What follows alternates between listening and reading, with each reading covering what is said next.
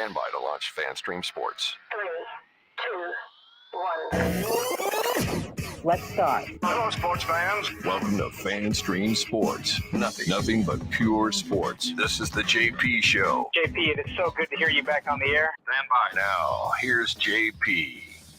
All right, welcome into Football Friday here at the JP Peterson Show, brought to you by Emerging Investigations, Emerging INV, Tampa-based #1 private investigation agency.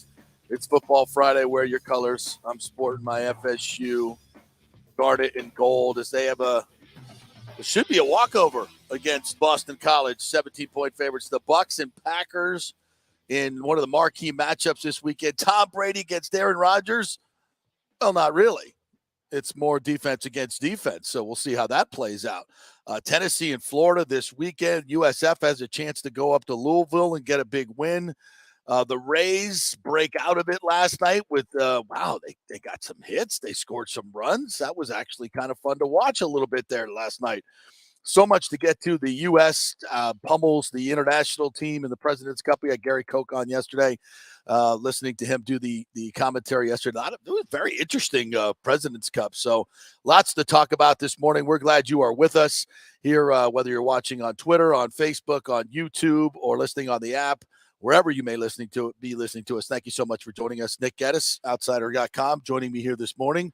Oh, you're watching the USA team? Yeah, I'm about to say I got the Football Friday memo. You got football. Okay. I'm wearing my navy blue Nike USA polo today. Oh, is that what that is? Yes. I thought you were going to play golf again. No golf on the schedule again. Yeah.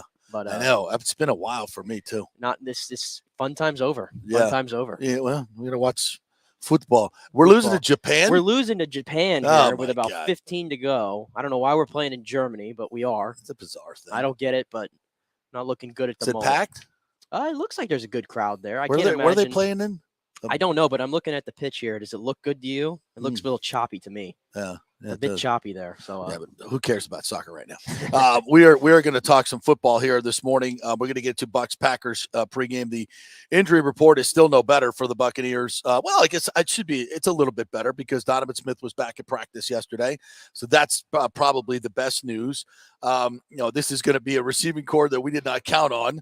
No question about it. Don't know if Julio Jones is going to be able to go this week. Russell Gage will be featured, I would have to think, if he's one of the few ones that are actually healthy. And we're going to hear Byron Leftwich, offensive coordinator, talk about Cole Beasley, who may be very much in the game plan. So this is going to be a very interesting game for both teams. Neither one of these teams is counting on their wide receivers, their receiving core, to be a big part of this game plan. It's going to be about running backs catching the ball. I have a sneaky suspicion that Sneak Vaughn is going to have a role in this game and have an opportunity to do something. Byron Leftwich, talking about him yesterday, almost like he's had a great camp, blah blah blah blah blah. He's done everything we've asked him to do. He's doing the blocking stuff and everything else. It's like, well, how come he hasn't even been suited up then? That's bizarre. In all fairness, too, Rachaad White, who I love going into the season, maybe a little bit slow getting the understanding of things. A drop. I don't think he's been impressive as a runner in his limited opportunities, albeit against a good front New Orleans. I would agree with that. That might get them more Keyshawn Vaughn touches. I don't know, because he could kind of say, the workload's been a little bit too much for Fournette, at least for the first 2 weeks. Yeah, it has been, and we've said that. It's just that cannot continue. There's no way that he can continue to take that much punishment. It can't be done. So we'll see where that goes. But I think Sneak Vaughn is definitely going to be a guy that's going to be counted on this week. I think he's going to get some touches. They need to have touches because Leonard Fournette cannot handle that much punishment. But, you hear Leftwich say it. It's like, yeah, we know that. But in the heat of the moment, we're not going to put some rookie in there in a 3-point game or a 7-1 score game that's going to cough up the football and cost you the game. You just can't do it. So you kind of got to roll the dice and hope that Fournette can get through that particular game. And he's done it. And really, I was kind of looking at the stats and looking at everything that's transpired for the Buccaneers. The Mike Evans getting kicked out of the game, all the injuries that they've sustained to the receiving core. But yet this team has gone on the road and done something that has never been done in this franchise and won 2 road games to start a season, playing in very hostile environments that are very, very loud, with a brand new center, by the way. Yep. A young left guard, a rookie left guard. These are environments where guys make huge, big mistakes that cost you games, and that hasn't happened to the Buccaneers. In fact, they've won pretty easily. Frankly, they've won. I mean, if you look back at the Saints game, once that fight happened, they rolled off 17 unanswered points, and it's a 3-score game for most of the fourth quarter. In the NFL, that's a blowout. And you could say the same thing about the Cowboy game. That was a blowout. And when you get a 16-point win, a 3-score win, essentially, that's a blowout in the NFL. The games are so close. So for the Buccaneers to be so shackled and have so many things, 2 games on the road, all the injuries, everything that's going on, to be sitting here 2-0, you're like, damn, you know what? This is a really, really good defensive football team, which we told you before the season. And they're going to rely on their defense. And you know what? That's a pretty good idea. Yeah, in all reality, it's just because even when they get the injuries, this is what I keep saying. They're just better than all these teams. Yeah. Like that's what I keep saying. I know the schedule is daunting and this and that.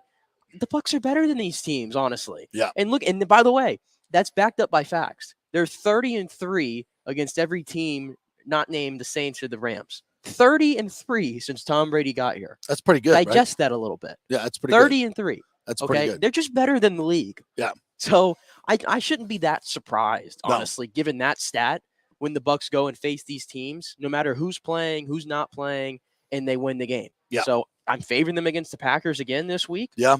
Yeah. More so than the 1.5 that Vegas is. Is in that my line opinion. still holding? Check It's that still line. holding. Is it really? I checked this morning. It's still 1.5. That scares me because on paper, I don't know. People look at Rodgers, they look at the Bucs, and I don't even think they're the story of the games. No, they're not. I really we don't. said that yesterday. They're down the list on what's most important in this game because of the receiver situation on both teams. Yeah, I was about to say we didn't even talk about it yesterday. Lazard ain't practicing. That's right. Cobb ain't practicing, and there's another one there that's not practicing in their receiving group. So they have some issues too, like the Bucs. And I think Christian Watson. Yeah, Christian Watson. There it is. He's got a hammer. So they're less equipped to deal with it than the Bucs are. Yeah. I agree. So injuries to both teams, and this is something that we really haven't talked about.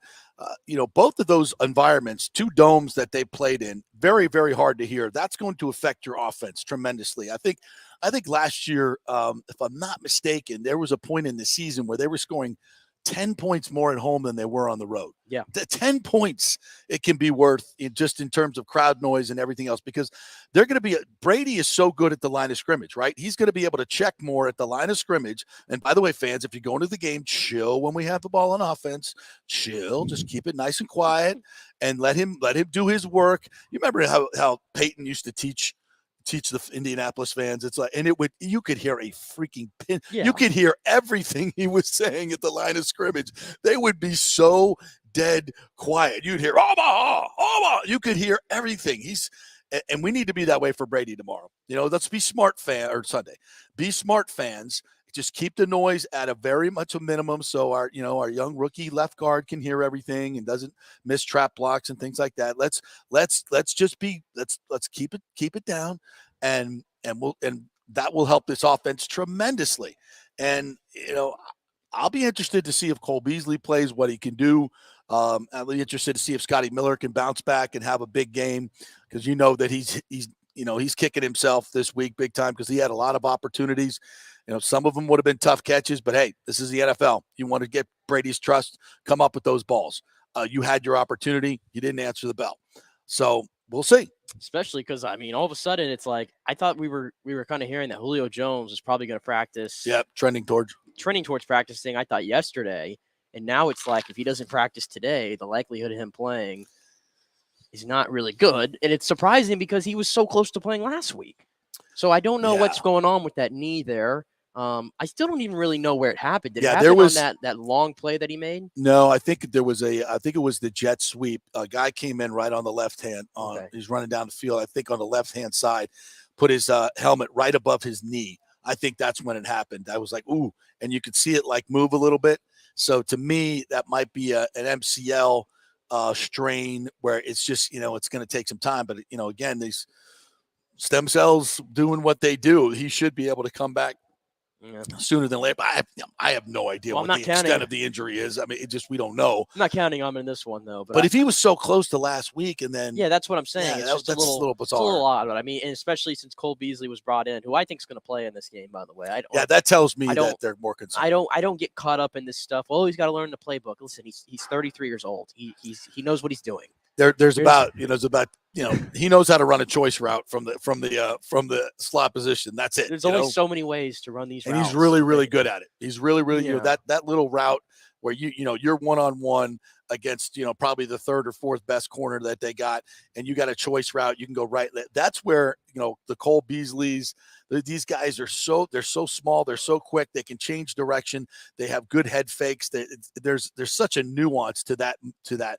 But the bottom line is they create separation right off the break. It's a quick throw, and if he can get a little bit of separation, especially when a team's in man-to-man, and he catches that ball on the run. I mean, how many times have we seen this done by Edelman, Amendola? Yeah. I mean, you catch that ball on the run, the outside guy's already cleared out. That whole sideline is wide open, and you're running for another 20 yards. That's such a staple play. And if you can get, and it's not, you don't have to be in the freaking playbook, 50 weeks to get that. There's your choice route, man-to-man, beat your guy.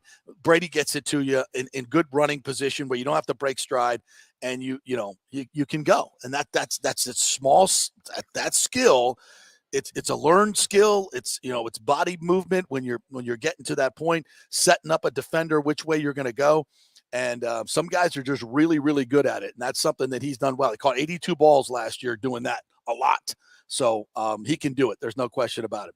In fact, before we get to Brady, you want to play Leftwich, just talking about Beasley, which I thought was kind of interesting. And you could kind of hear in his voice that, and he said later on in the press conference, it's like, we got to see who's doing what in practice before we come up with they got a game plan, obviously, but they got to see what guys can do before they come up with the real package of what the plays that they're going to take into the game. So here's Byron Leftwich yesterday on Cole Beasley. Well, he got fresh legs. Cole's a veteran guy. When you first see him, you understand that he's been around football a long time, and you see why he's had the success he's had. He's very detailed. He's come in and actually had 2 good days of practice. Obviously, I mean, it's the first 2 days, but he looked good the first 2 days. So we're just trying to get him caught up just on the system, the wording, everything, where he'll need to be if he's needed. So we're just trying to get everyone ready. Yeah, and he went on to say that it's not he doesn't have to learn the whole playbook.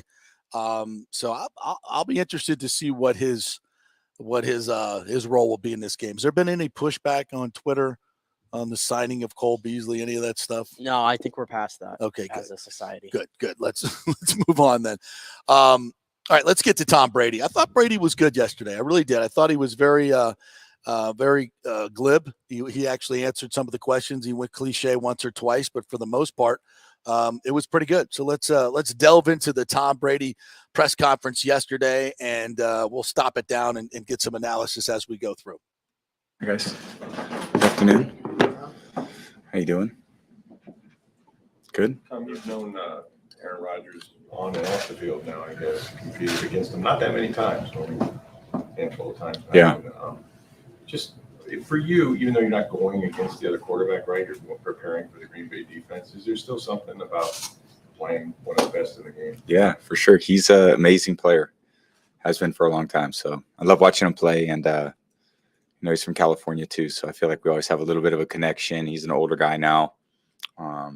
He's been a great player in the same place for a long time. So there definitely has some challenges with that, and but he's navigated them pretty well, and he's done a great job. Leads the team, and they've won a lot of games since he's been there. And I knew Brett pretty well.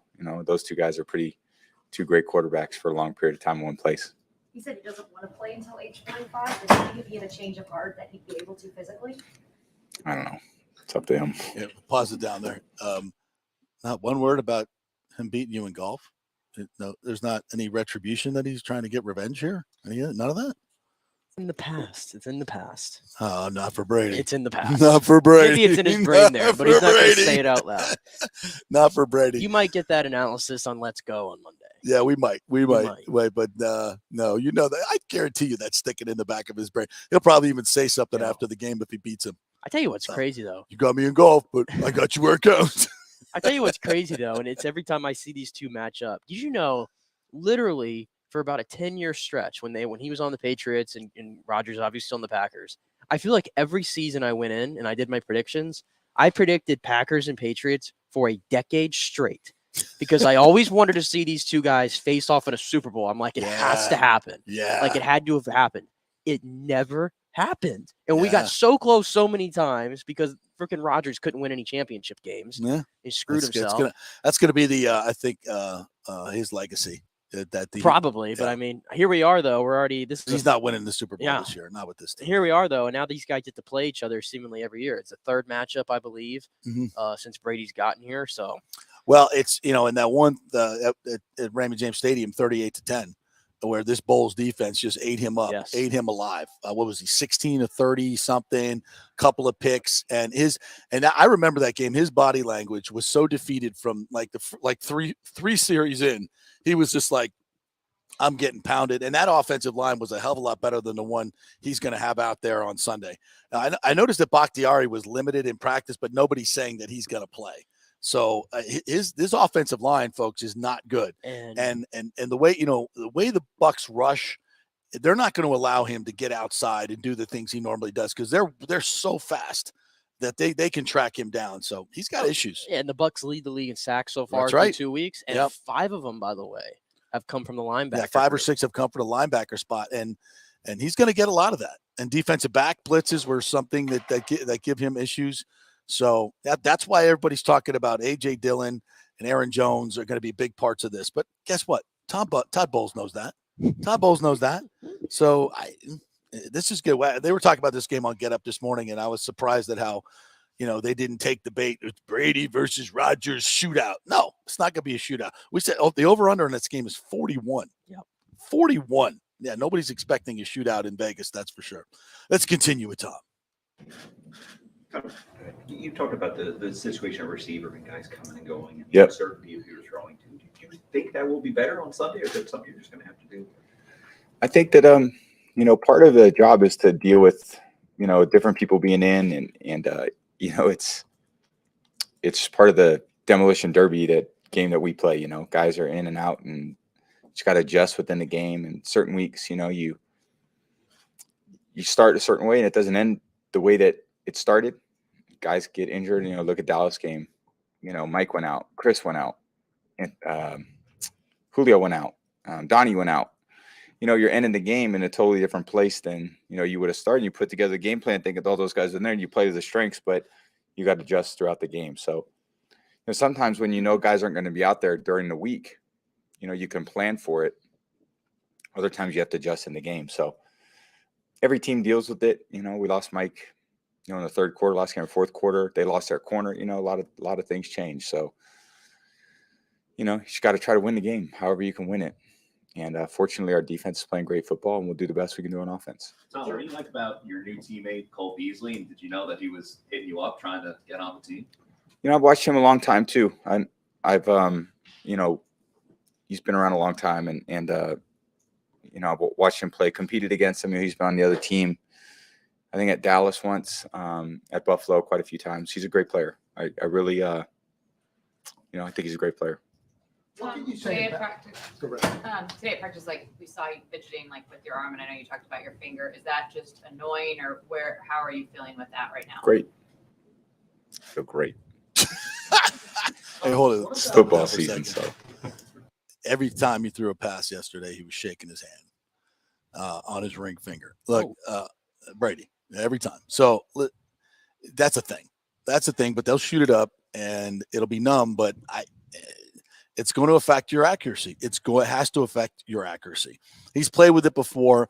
I get it, but I don't know what's going on with the finger, but you cannot throw a football. Every time you release that football, if there's something on your hand, it hurts like hell. Been there, done that. If you have any small fracture, any small thing, because you're whipping your hand and you're pronating your wrist and you're flicking your wrist like that. And it's if you ever had something on your finger and you would just go like this all the time, how much it would hurt. That's every time you throw the ball, you got to mentally get past that, because you got to let it rip. You can't you can't try to, it's not going to hurt on this one. You got to let it rip. But that's an issue. And there's no question about it. We got to watch it during the game. Let's continue. Yep. What about the protection? It seems like you've been getting some pretty good protection despite Yeah. having new guys, coming in and Yep. just starting. Yeah, I've been getting great protection. The guys up front have been competing very hard. I think that's part of why we run the ball so well. We've been able to run it a bunch of times. Those guys up front have done a great job kind of coming together, taking the coaching and putting their, all they can into what they're doing. And it's really allowed us to do some good things on offense. But it's, it always starts with offensive line, what those guys are able to do, how they're able to control the line of scrimmage. And, it's a big challenge to, like last week's front, that's a great front. This week, a very different front, but, great pass rushers, one of the best inside players we'll face all year, Kenny Clark. But Preston Smith and Rashawn Gary are great rushers. So, again, it's another big challenge, but, we got to meet it. Every week's something different. It's in the NFL, it's tough. Every week you're going against somebody's best, and you just got to try to figure out a way.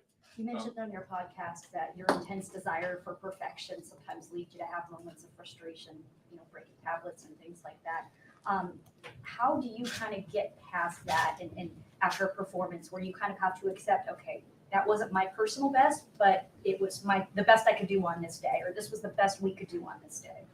Yeah, I could have, I can always do better. I can always obviously do better as a quarterback and not let my emotions get the best of me. Sometimes they do. It's an emotional sport. It's an emotional game. And we're all out there trying to do the best we could do. And you're right. I think there's a frustrating part, I think, for all of us when you get a little older and you expect it a certain way and it doesn't go exactly the way you want. So, but that's it. That's the way it is. And, I got to do a good job as a leader to be at my best, regardless of how I feel about a certain situation. Is it part of you, though, that kind of wants to hold on to that? Because that's what gets you coming back here every single day, right? Chasing that perfection. Yeah, always. I mean, there's a part of it for all of us that we just, you want it to be the best you could be, really not just for yourself, but for everyone around you, for the whole team. Everyone's counting on you to be, a great player. And, we got to reach a higher level on offense. That's part of what our responsibility is. I think fans have gotten spoiled over the last couple of years, seeing you guys put up 30-plus points, every week. You just kind of look at the situation now as it's building, and it's not matter really what you do at the beginning, but here at the end. Yeah, I think we're obviously scoring points is a challenge for every team. In order to score points, you have to do things consistently well down the field. You got to be on the same page, communication. And ultimately, the game is about making plays and, the matchups you have. You got to win your matchup. You're not going to score points if you turn the ball over. We did that to start the Saint game. We did it on the second drive. We stopped on the 4th and 1. So you can't score points if you fumble the ball, and you can't score points if you miss a 4th and 1. So the only way to score is to do things, better and more consistently over the course of the drive, all the way down in the red area, and then ultimately put the ball in the end zone. So settling for field goals, you're not going to score a lot of points. You got to be good in the red area. But in order to be good in the red area, you got to be good on third down. In order to be good on third down, you got to be good on first and second down. In order to be good on first and second down, you need good, play by your special teams and, to get good field position. And then you need good defensive football. So it's a complementary game. And I think as we keep going throughout the course of the season, obviously the goal is to score as many points as we can. And, we know that we're going to have to do a better job than what we've done. And, we're going to work hard to get there. And then Pinellas County adopted the TB12 method. What kind of impact do you think it's going to have? That's a very interesting answer here. I think amazing. I feel like everything I've learned over the course of 23 years in football has and will allow me to continue to help people in different ways. The things I've learned have been a huge benefit to me. And I realize that, there's systems that are broken and you'd like to try to improve them the best way you can by giving people the knowledge that has allowed me to be successful. So I think a big part of my future life will be that as well, and I think, unfortunately, like everything else, there's a lot of money made in the old system, and it's hard because, I think preventative care, preventative maintenance of your body is a challenge because it takes time and energy. But I think starting young is really important and educating people on what works as opposed to what the way things have always been. And I think the way things always been will always result in basically the same outcomes for people. And I think what I've tried to do is challenge that norm by performing, over a long period of time. But I've really done it in a way that's, I'd say, been unique, and that I've tried to, allow my teammates to learn, as well as, tens of thousands of other people that, have kind of been educated and adopted a different type of belief system.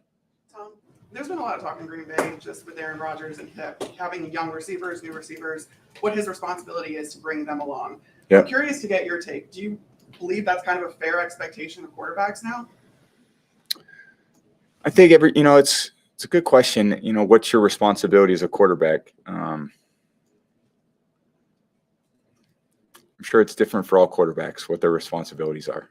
So I think as an older player, you've got to, it really comes down and speaks to ultimately what the goal is to win the game. And to win the game, you got to score points. And this goes back to a lot of things we talked about. How do you score points with young receivers? I don't know, man. A lot of it's up to the young receivers, what they're able to do.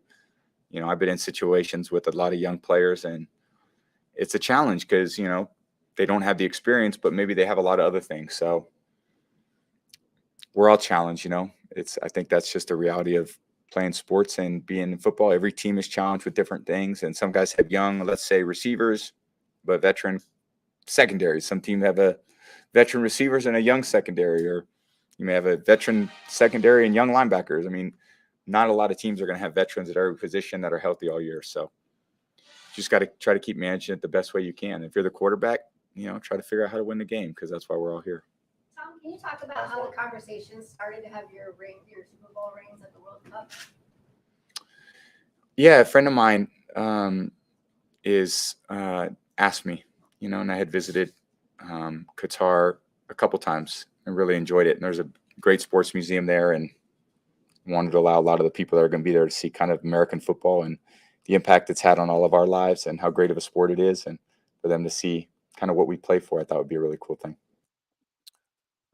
I didn't know he was doing that. He also said that, he wasn't worried about them being stolen or anything, but he was kind of lax about that stuff. It's like, yeah, here, don't lose them.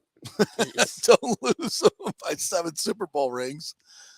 That's you ever been to Qatar? I have not been to Qatar. Really want to go. Definitely a place I want to go. I keep wondering because, I'm like, what's so special about Qatar? But I hear everybody talking about it. Obviously, it won a World Cup bid. Well, it's funny. I saw a picture from like 1965 or something of Qatar. It has that iconic circle roundabout that they have with the statue over the top of it, and there's like nothing around but maybe one tall building. And then it was 2022, and it's just, there's so much money there, and the opulent wealth and what they've built there. I guess the tallest building in the world is there. It's the opulence is just off the charts. I mean, there's yachts everywhere. It's just everywhere you go, it's golden plated toilets. It's just ridiculous. And so people, rich people love to go to Qatar. And Qatar has a lot of it. They bought the World Cup. They literally, they did fraudulently bought the World Cup and had to move it to November because people wouldn't die in the heat there. So, yeah, that's a story for now, which we'll get into when we get to the World Cup. It's kind of a very interesting place that I definitely want to visit, but I ain't going during the World Cup. That's for damn sure. Brady's presence will be there. Yeah, but of Can't course, go to the World Cup because they're strict on the alcohol, by the way, over there. Yeah, it's for bizarre. The World Cup. It's the reason the World Cup in Qatar is one of the most corrupt things in the history of sports. We'll delve into that story when we get there. But before we get to Trey Wallace, who's going to join us from Outkick.com, their SEC reporter, we're going to talk about Gators, Tennessee, and all things SEC. Wanted to delve into the Rays just a little bit last night. 10-5, big win. They got things going with the Jonathan Aranda home run. And it was a nice breakout. Franco and Rosarena are starting to hit now. And Aranda, I think, could be a big piece of this puzzle. You got to have offense. You're going to have to sacrifice a little defense when he's out there, but you got to have his bat in the lineup.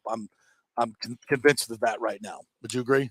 Oh, yeah. And you notice every lineup that comes out, he's either hitting leadoff or he's hitting second. So clearly Kevin Cash has that confidence in him. Where's Yandy Diaz?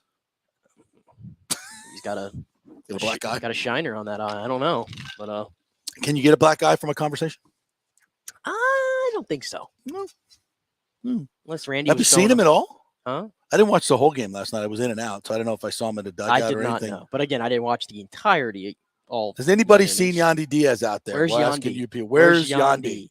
Where is Yandy? I need to ask Yoki Yandy. I know he's keeping his tabs on Yandy. Yeah. So in a throwdown with a Rosarena, clearly a Rosarena's out there. Yeah. So it looks like in the death match, we're saying ding ding Rosarena. Ding ding Rosarena. I would have bet on Yoke Yandy. He could have an eye issue because you get in a conversation. What if he threw the mist on the eyes? Old school pro wrestling. Throw the mist. No, I think he got his ass whooped by Rosarena's. I think it was. Who would take a Rosarena in a fight, though? Come on. Over Yandy? Are those muscles just fake? Or what's going on? Sometimes you've seen the yoke guy, and then there's the other guy who's just a badass. Fighting is way more about your mentality. I mean, not that I would know. I've been in 3-4 fights in my life and not really good.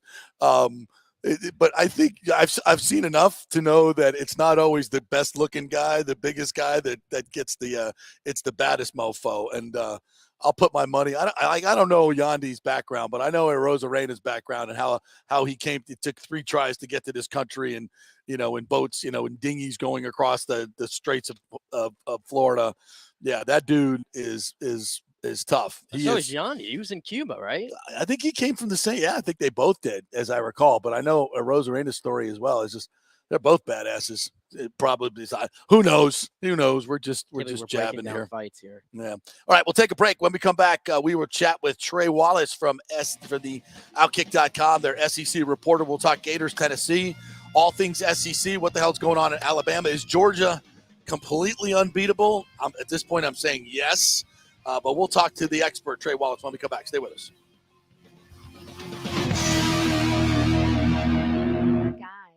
Let me tell you about Bay Area Modern Medical Center. Are you experiencing low sex drive, fatigue, hot flashes, moodiness, and you just don't feel like you have the vitality you once had? You're not just getting old, it's likely low testosterone.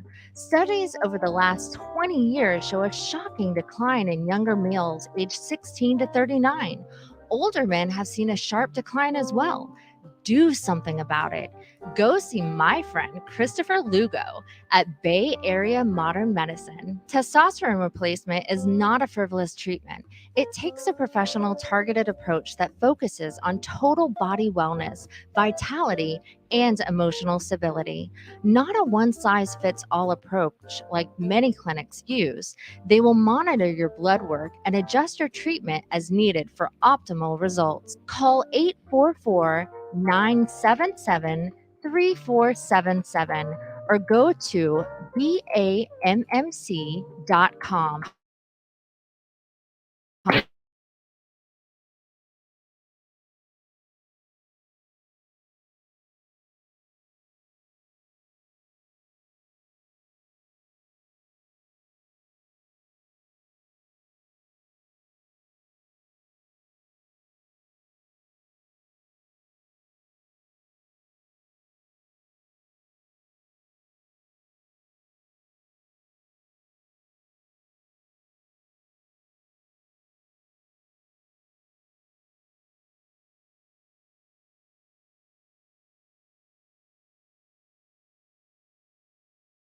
Applies to certain neighborhoods, so you have to call to find out if you qualify. So call Scott Fitzgerald at 813-294-7595 or email him at scott@amstampa.com. Now, even if you don't qualify for that program, Scott will shop your loan around, get you the best rates, and won't charge you the huge upfront fees.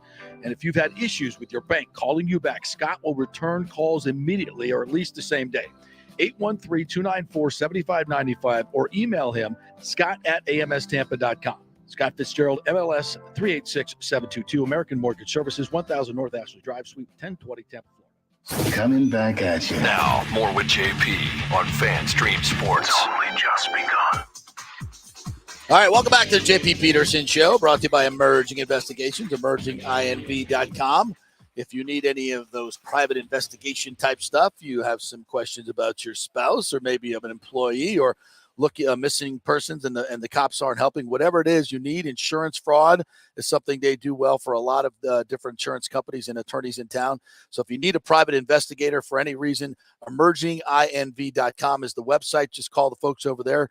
Rachel will answer the phone, and she'll take you through the whole process and let you know how much it's going to cost, what they need to do, et cetera, et cetera. It can be a little intimidating in these type of issues, so don't feel intimidated. Just give them a call. They'll walk you through the whole process. It's real easy, and then you can make your own decision. It's emerginginv.com. All right, let's welcome in our friend Trey Wallace from Outkick.com, covers the SEC for many years, covering Tennessee, and is in Knoxville for the big Florida-Tennessee matchup this week. Trey, how are you? I'm good. Getting ready for a wild 24 to 48 hours here in Knoxville, all depending on the outcome of the game. But, man, it's starting to feel like Woodstock 99 here in this town. Yeah, set the scene for us, if you would, for those who have not experienced Neyland Stadium and the 105,000 that'll be there in a series where Tennessee has really been on the short end for the past 17 years, losing 16 of 17. But now they have a football team that is a 10-point favorite over the Gators. And my guess is the fans are pretty excited for the Vols to rub this one in if they can get a win. Yeah, it's just a town that's bought into what Josh Heupel's doing here at Tennessee, and for the first time in a long time, Tennessee's a double-digit favorite in this game. And look, the town has embraced what they are doing as a whole, the athletic administration. I mean, tomorrow, I was talking to somebody from Tennessee yesterday. I mean, they're expecting anywhere between 150 to 175,000 people on campus tomorrow. Stadium only holds 100,000. So it is. It's going to be pretty wild. It is something that, look, you're soaking in if you're a college football fan. There's going to be a watch party about a block away from the stadium. You've got College Game Day in town. You've got, Fox in town. You've got Barstool in town. I mean, it's CBS. I mean, it's one of those things that, I got an article coming out here in just a minute. A Tennessee fan said this to me last night when I was walking around campus. It's a powder keg ready to explode. And I couldn't agree with him more. Like, I think that Tennessee fans are ready for something like this. Now, look, we have seen in this rivalry, we have seen worse Florida teams beat Tennessee teams like this. We've seen, in 2016, a Tennessee team come back from, I think it was 21-3 and win that game. But it just, Tennessee feels like they have a lot of momentum right now, especially inside the fan base and especially with this football program. So, it's just building up to one of those crazy atmospheres, which we all love with college football. And I look forward to being somewhat a part of that tomorrow and covering it. Yeah, it's going to be a wild scene up there. And let's take a look at the quarterbacks in this game. They could not be in more different situations now. Hendon Hooker, which is one of the better names of almost as good as Fair Hooker back in the day. You're probably old enough to remember him I am. But Hendon Hooker has not been picked off in 189 straight passes. He's got this Josh Heupel up-tempo offense rolling. We saw what USF was able to do against the Gator defense last week at the Swamp, and I mean run the football with ease. They got to be licking their chops right now at this Gator defense. And Anthony Richardson has more tackles than he has touchdown passes, which is never a good thing if you're a quarterback. So it looks like two QBs headed in different directions. Your thoughts? I agree with you. I think, starting off with Hendon Hooker, 42 touchdown passes at Tennessee, 3 interceptions. The guy knows how to take care of the football. Now, look, they could be down a wide receiver tomorrow in Cedric Tillman, but the good thing about it from a Tennessee perspective is they have depth at that spot, and I think that's going to be the key. Hendon Hooker is just deadly when he gets outside the pocket with his legs, or he's able to make a play outside the pocket, throwing the ball 20 yards down the field. He's accurate. He knows how to read a defense.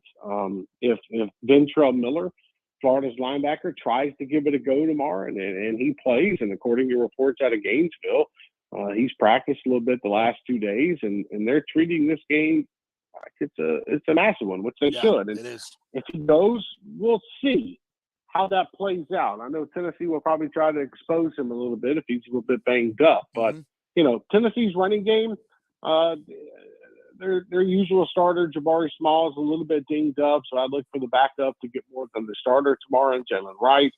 But then you flip that to the other side with the Florida offense. After that Utah game, a lot of folks were, me included, were like, "Whoa, man, Anthony Richardson. Okay, this is interesting." But then he rushed the ball 11 times against Utah. But then in Kentucky, against Kentucky and Florida, he rushed it for a combined 14 times. So Florida has gotten away over the 3 games of what makes that offense special, which is letting Anthony Richardson loose. And I just feel like if they're going to come up here and they're going to play with Tennessee toe-to-toe and go 4 quarters, Billy Napier has got to just make the decision, okay, look, we understand that our backup quarterback situation is not all that maybe it cut out to be at the moment, with Jack Miller still struggling to recover from his injury. They can't take any chances. They just have to go. They just have to go and let Anthony Richardson be the ball player that he is, outside the pocket, running the football 10, 15, 20 yards down the field, opening up on defense, because that's how they beat Tennessee. They beat Tennessee by bringing them in, thinking Anthony's going to try to run, get outside the pocket, make a play down the field with his arm. I just feel like 2 quarterbacks going in 2 different directions, but if Billy Napier says to Anthony Richardson, "Hey, buddy, go get him," then it could make things interesting tomorrow. I love Tennessee in this game, though. I think there's too much pent-up frustration after losing 16 of 17. I think the Gators are searching a little bit right now, and I think that the game, they should have lost to USF at home. If you watch that game, and that's got to put a lot of doubt in their heads. I don't think this is a very confident Gator football team. So I look for a big Tennessee win. Of course, you've seen more of the series than I have, and you probably had this confidence in other games and seen it go the other way. But we'll see what happens in this game. But I like Tennessee. Who do you think that Tennessee covers the 10? I do. I think at the end of the day, I think Tennessee covers the 10. I think that right now they are just built on offense to be able to score quickly. Yeah. And until Florida comes out and proves tomorrow that they can slow that down, it's hard for me to get away from that 10 points. Yeah. It really is. I agree. Now, look, anything can happen in this series. Again, we've seen crazy outcomes. And would it surprise me if Florida comes out and wins tomorrow? Absolutely not. It just the way this series is. Take the 2 teams away, strip the coaches away and all the points, and you just look at this game, you're like, yep, okay, that doesn't surprise me. This has happened in the past, nothing new. But man, I just Tennessee is so much talented on offense than I think Florida is right now, because of the way that they run their scheme. That I think that's where Tennessee can break away from this thing in the 4th quarter. And Trey, I wanted to switch gears to the SEC as a whole, because it's always the most interesting conference, right? And I'll start here with, it looks like almost a dumpster fire situation at Texas A&M. I know they got back on track last week against Miami, but is this a team that still you think is capable of competing with Alabama, like they beat them last year and stuff like that, or is the offense just too much in flux right now for them to really get on a roll? I just feel like Texas A&M is struggling to find an identity. Whether that be Max Johnson at quarterback or Haynes King at quarterback, I don't know what I'm watching when I see, Texas A&M play football. Look, I understand their defense is solid, and you're going up against a squad, in Arkansas with KJ Jefferson and Raheem Sanders at running back. It's almost as if Texas A&M is going to have to go point for point, touchdown for touchdown with Arkansas. And I just don't know how that plays out. And it's weird that, I'm having a hard time finding what Texas A&M is identity-wise on offense. And I just think it's because of, look, they can run the football, but I just don't trust the quarterbacks right now. And when you have that type of problem, and we're sitting here in this spot, and it's, the performances we saw against Miami, and then going back to that App State game, I just think they're struggling. But I say that to say this: I mean, if Texas A&M comes out tomorrow and they can run the football, play solid defense, then maybe they get their season back on track with a win against Arkansas. But I just feel like KJ Jefferson and Raheem Sanders are going to be too much on offense for the Razorbacks, and that's why I think they win by 10 to 13 points tomorrow in Arlington. It's just Jimbo Fisher's got a little bit of a problem right now, and he's got to figure out what that looks like with his quarterbacks. Trey Wallace joining us from Outkick.com. Anybody going to beat Georgia this year? Because I don't see it. They are freaking good. They get 15 players drafted, and they might be better. How does that work? I guess having number one recruiting class every year for 5 years in a row doesn't hurt. I think they'll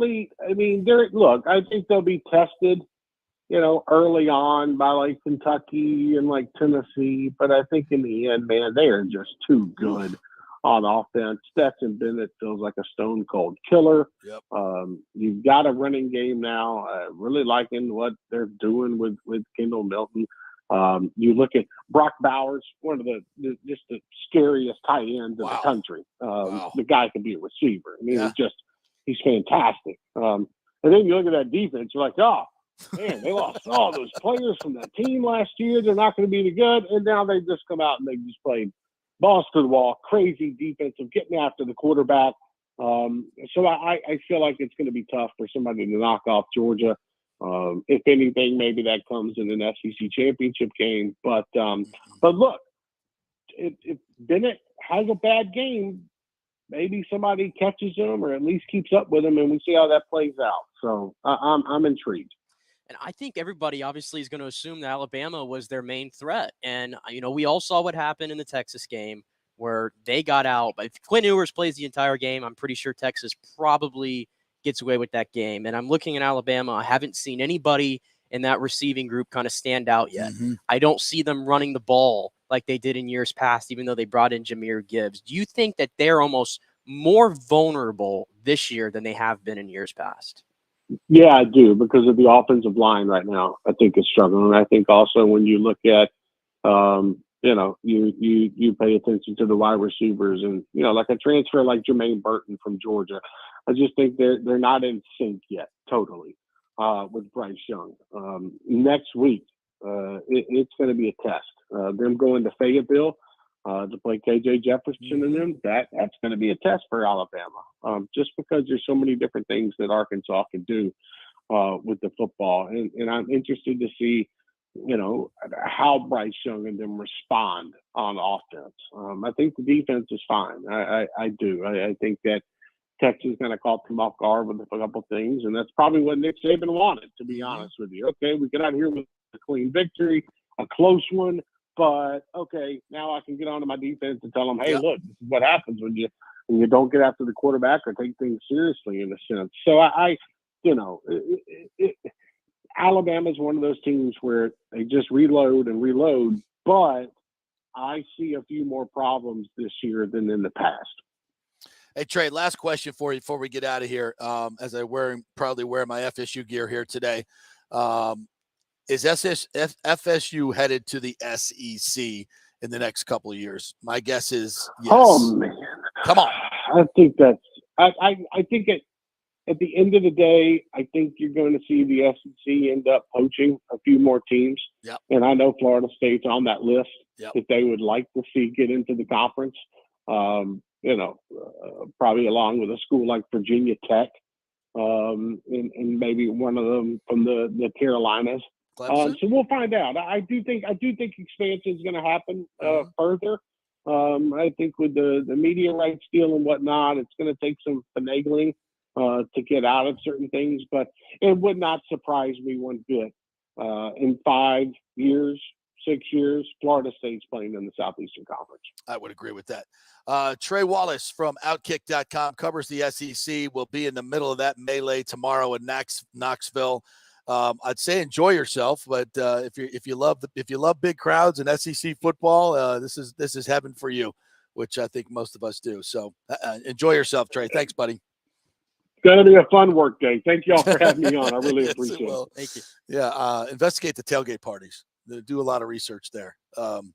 Enjoy talking with Trey. Knows his stuff. I think Tennessee opens up a can of whoop ass on the Gators. Just all the pent up. And I think Billy Napier is just searching right now. And I think, the Utah game may have been a little bit of an aberration, and it was a great start for the Gators, but I don't know. I expected them to struggle a lot in big games this year against the better opponents, and nothing I've seen, and I think that Utah was a great win, and it's a great feather in the cap of Billy Napier to open that way, but this is a different It's deal. about what you do against the SEC competition. Right, Because, exactly. I mean, what's the knock on the Pac-12? Maybe they're a little bit softer over there, right? Yep. They don't play as many great teams. And I'm not saying Utah's not a great team because they've proven that they are. I get that.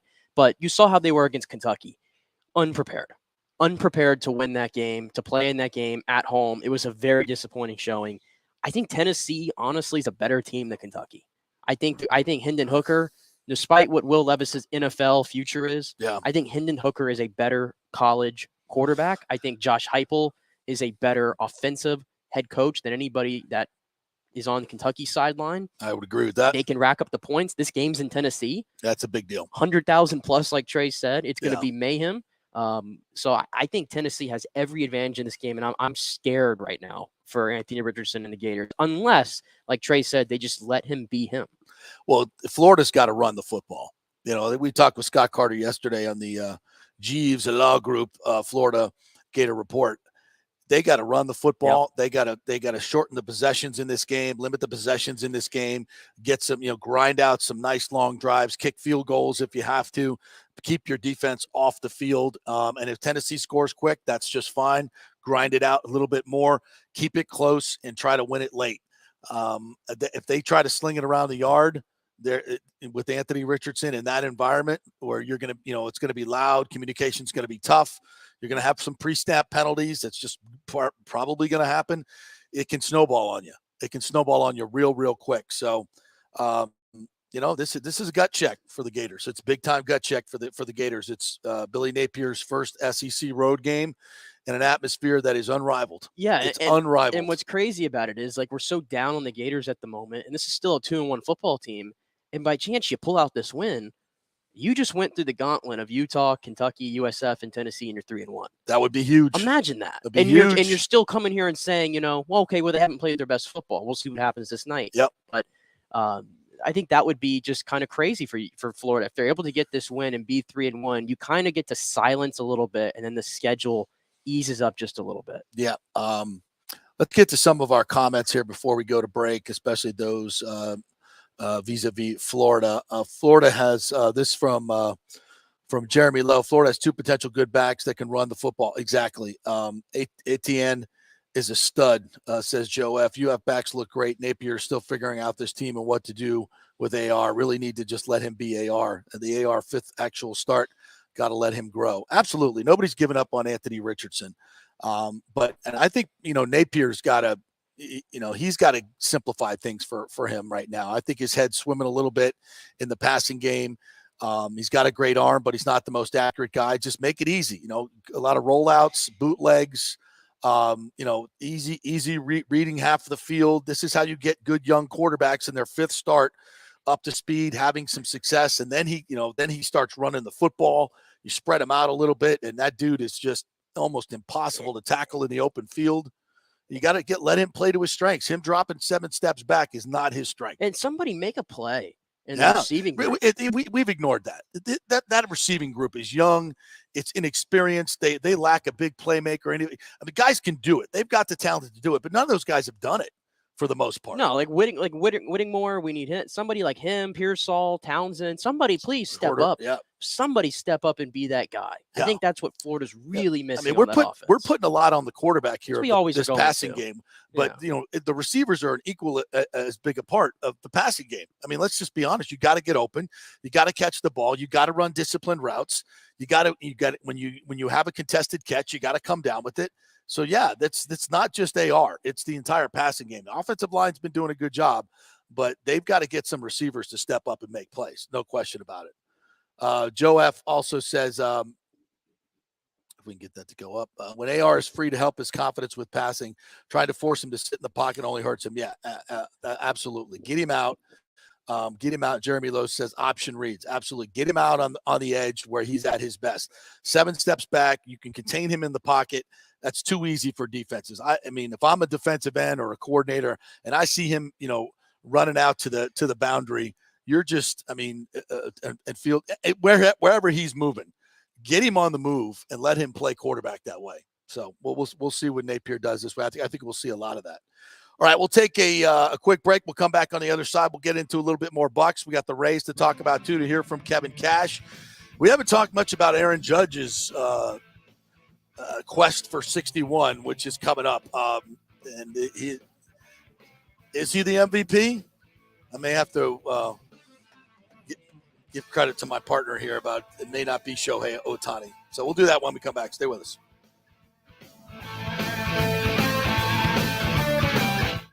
JP here for Emerging Investigations, Tampa Bay's premier investigation agency. Do you suspect your spouse is cheating or involved in a divorce, that your spouse is hiding money, an ex-employee or current employee with suspicious behavior? Is there a criminal matter you need help with? If you need information you can count on, using the professionals at Emerging Investigations is a slam dunk. Emerging Investigations is a licensed and insured private investigation agency, family-owned. Emerging is your ideal resource to secure evidence and validation, allowing you to make informed decisions in life's biggest matters. Led by industry executive Brian D'Antonio, Emerging possesses the experience and resources to get needed results. Emerging Investigations maintains an excellent reputation as a premier investigation agency. They are known for results. You're not just hiring a PI, but an organized, dedicated team using state-of-the-art technology. Their proven investigative methods produce crucial information used in criminal cases, insurance fraud, and personal injury claims. Many local attorneys, industry agencies, and your concerned neighbors all count on Emerging Investigations. Just go to their website, emerginginv.com, or call 813-291-FACT. That's 813-291-FACT-3228. Get results you can trust in life's biggest matters. Emerging Investigations. Now is the time to make sure your home insurance is in order. In the last year, many of us have made improvements to our homes. So call the folks at Italiano and discuss these upgrades to make sure you have enough coverage. According to a recent report, almost 64% of homeowners don't have enough insurance on their home, which is their most valuable asset.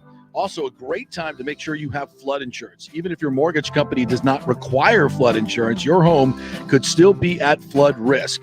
Another big item as we enter hurricane season is making sure your pool enclosure is added to your policy and there will be no issue at claim time. That happens a lot.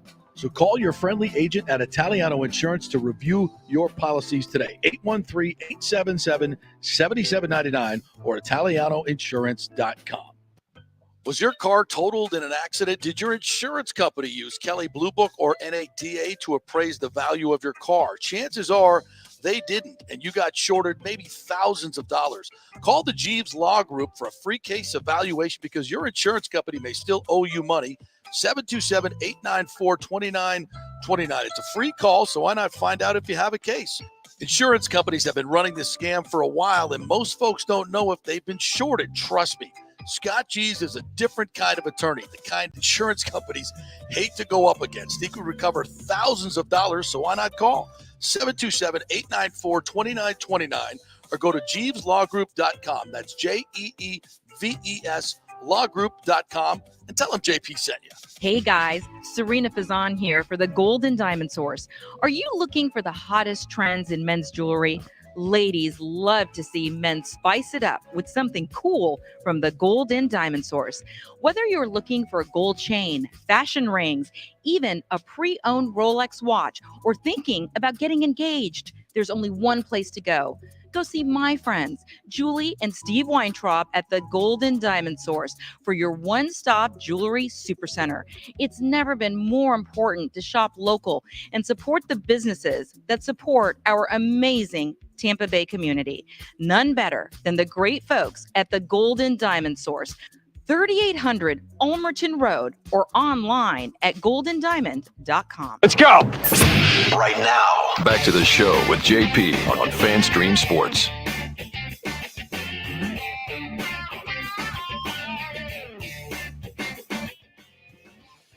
All right, welcome back to the JP Peterson Show here on this Football Friday. We got a lot more to get to. We're going to give you some NFL picks this week. And I'm just telling you, I've been red hot, prop bets, all kinds of good stuff. So we'll we'll kick some of those out for you. Pat Birdham's going to join us at 11:30 to talk FSU Boston College.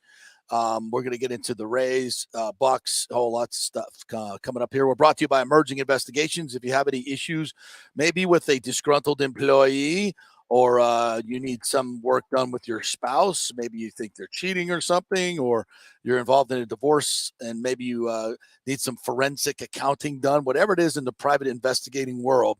Insurance fraud is something else they do at Emerging Investigations. They are the folks to call. So if you're in an insurance agency, you're an attorney that needs some PI work done, they are the best in the business. They've got a great reputation here locally, and all you got to do is just give them a call. Go to emerginginv.com, emerginginv.com. That is their website, and you will get a lot of information there. And just give them a call, and they'll walk you through the whole process, how it works, what it's going to cost, and then you can make your decision whether you want to hire them or not. It's a free call, very easy. Don't be intimidated by this whole process. If you have some questions about your spouse, don't try to do the snooping around yourself. Leave it to the professionals. Let them give you some rock solid information in life's biggest question mark. So just go to emerginginv.com. Please tell them JP sent you. Just have a conversation and see what they can do for you, help you out. Peace of mind is a very big thing. So don't sit around wondering what's going on. Find out for sure. It will be worth it. All right, lots to get to here. We haven't talked a lot about Aaron Judge and his quest for 61. Last night was if you were watching the game last night, it was a moment. Set it up for us, my friend. Boston Red Sox in Yankee Stadium. The rivalry already there. Right. 4-4 game in the bottom of the ninth with one out, and here comes Aaron Judge, one away from 61. Sitting on 60. Crowd is all on their feet, just waiting. Phones out. And here is what happened. Aaron Judge, center field, way back, but Hernandez is there.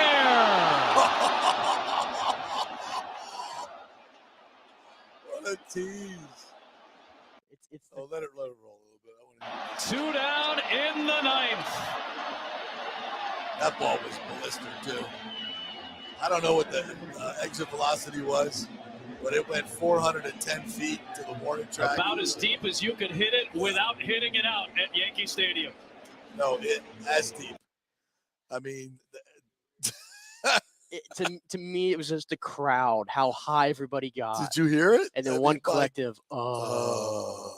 that was... And it's the cameraman. Like, you have to go back and watch it. The cameraman acted like this was like going to New Jersey or something, this home run. Like this was a Bonds Mammoth bomb or something.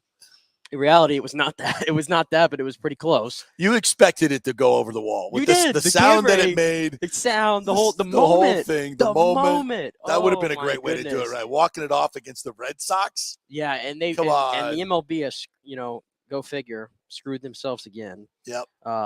They can't get anything right, man. Yeah, so the Yankees tonight, they play on Apple TV. Right. Which, for those of you, it's Red Sox and Yankees on Apple TV. It's free if you have an Apple ID account. So if you're an Apple phone, but for those of you who are Androids and are weird, you don't have that. You don't have that access. So I understand. But there's a lot of people calling for them to take that game off of Apple TV because why would you want a potential moment like that to happen on a streaming service when not everybody can watch, right? Yep. So the Yankees were trying to change that, and it sounds like baseball has declined to do it. But the Yes Network was trying to organize a deal with Apple TV to let Michael Kay call that game on Apple TV because if somebody's going to call it, it needs to be Michael Kay. Michael Kay declined the offer because he didn't want to take away from what the people at Apple do. Yeah. He's declined to do it. So yeah. Doesn't look like it's going to happen, but the streaming world we live in. But so if Aaron Judge hits 60, you know how many Apple TV subscriptions they're going to sell tonight? Oh, or free it's trials. Like what maybe. Amazon's done over the last 2 weeks. When you get the free trial, remember to cancel. Like I never do. Yeah. Like I never do. That's a bad deal for baseball. This is what baseball. I mean, if this was the NFL and it was some big record, come on, they're flexing that to whatever they can, to everybody could see it. Well, would they? What if it's on a Thursday night Yes, and it's the an NFL, Amazon? It's an NFL. I trust in those situations. If it has to do with making more money, yeah, the but NFL the is amount on of top money. it. But this is why the Amazons and the Apples pay for this stuff. They pay a ton of money for these rights fees for moments like this, and you can't just usurp unless you're going to pay them back a crap ton of money, which they're not going to do. And people will find a way. If you're a Yankees fan, you're going to find a way, or you're going to watch it on SportsCenter later on. So Twitter, I mean, immediately the clip's there, and you've seen it. Yeah, so they're not. That's not the NFL wouldn't do it because this is where their bread is buttered. But and I was listening to Tim Kirkchin the other day, Buster Olney. I think universally everybody's on the Judge bandwagon for MVP, just because the Angels have been so bad. And Ohtani is the first to ever win 10 games and hit 30 home runs. He's the first to ever do any of these pitching. And I think when you're doing both to this level, I would say he's a top 10 hitter in the game and a top 10 pitcher in the game.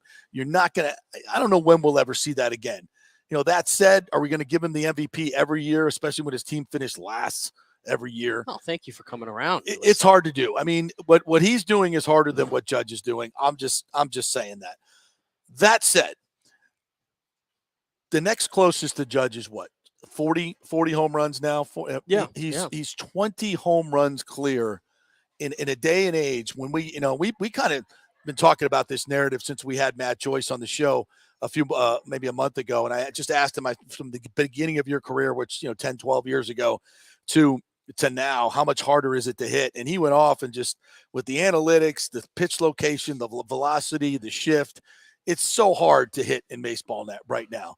And what Judge is doing, and they're not even giving it, he may see 3 strikes a night and to still continue to hit home runs like he's hitting them is absolutely incredible. And the fact that the Yankees are winning, but look, that you put that Yankee team around Shohei Ohtani, and he's got more home runs, he's got more wins. Am I wrong? No, but I'm wrong? I'm just pointing out that the Yankees went through a rough 2 months, right? It was bad. There was nobody else hitting on the team but Aaron Judge. They look like the Angels. The only thing keeping them afloat was Aaron like Judge. Right. So, and the fact that they are first place in the AL East and they are going to be maybe the number 1 seed, whatever. To me, the most valuable, the word valuable gets so lost in these things. Yeah. And I understand that it's not fair to do that because there's 25 other guys that have to contribute. The Angels don't have that situation, right? They got 2 contributing. I get that. But most valuable, Aaron Judge has undoubtedly been the most valuable. And just listen to this. He leads the American League in runs, home runs, RBIs, walks, batting average, on base, slugging, OPS, OPS plus, total base. He has like the Triple Crown like 3 times over. Right. He's going to win the Triple Crown in the American League and set the all-time home run record for a single season for all the boomers who hate steroids. Hey, listen, I would argue also that it's easier these days to win a Triple Crown because you don't have the high average guys that get to play. You don't have the Pete Roses, the Tony Gwynns, those type of players anymore that are just there to hit for average and they don't have to worry about their power.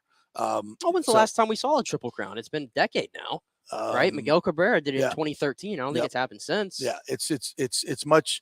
Yeah, but back in the day, I think it was harder when you had those guys that were hitting for average.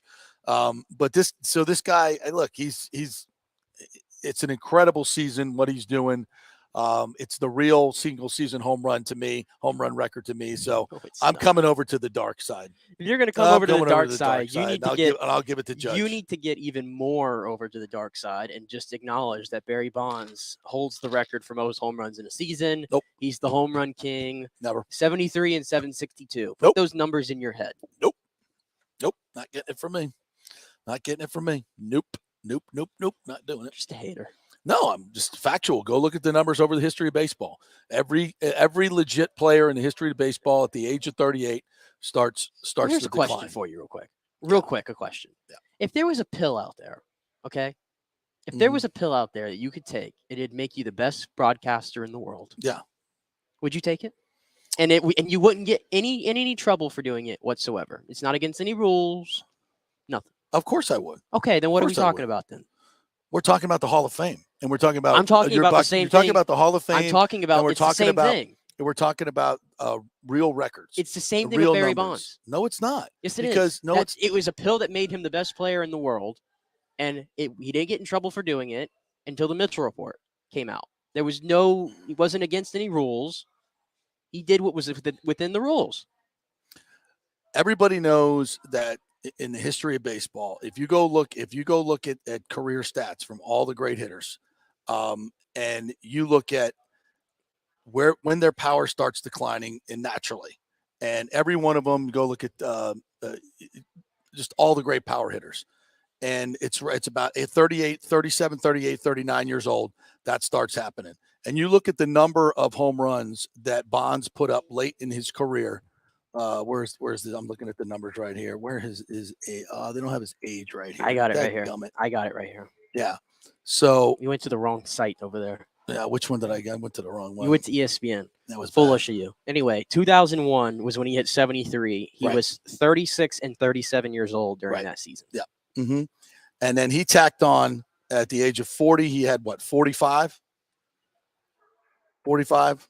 At the age of 39. 39 and 40 at 45. 45 and 45. So that's 90 home runs. And then he tacked on an extra 54 home runs at the age of 44 and 45 that put him over the top for the career record. 41 and 42. Yeah, for the career record.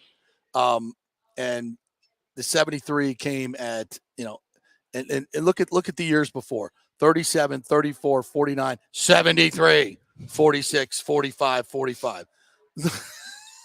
That's not an anomaly. I think he only took steroids that 1 year. Yeah. Probably just that 1 year. Whatever. I'm not buying in. I will never buy in. And it's I've talked to too many baseball. I've heard Jason Romano talk about this so many times.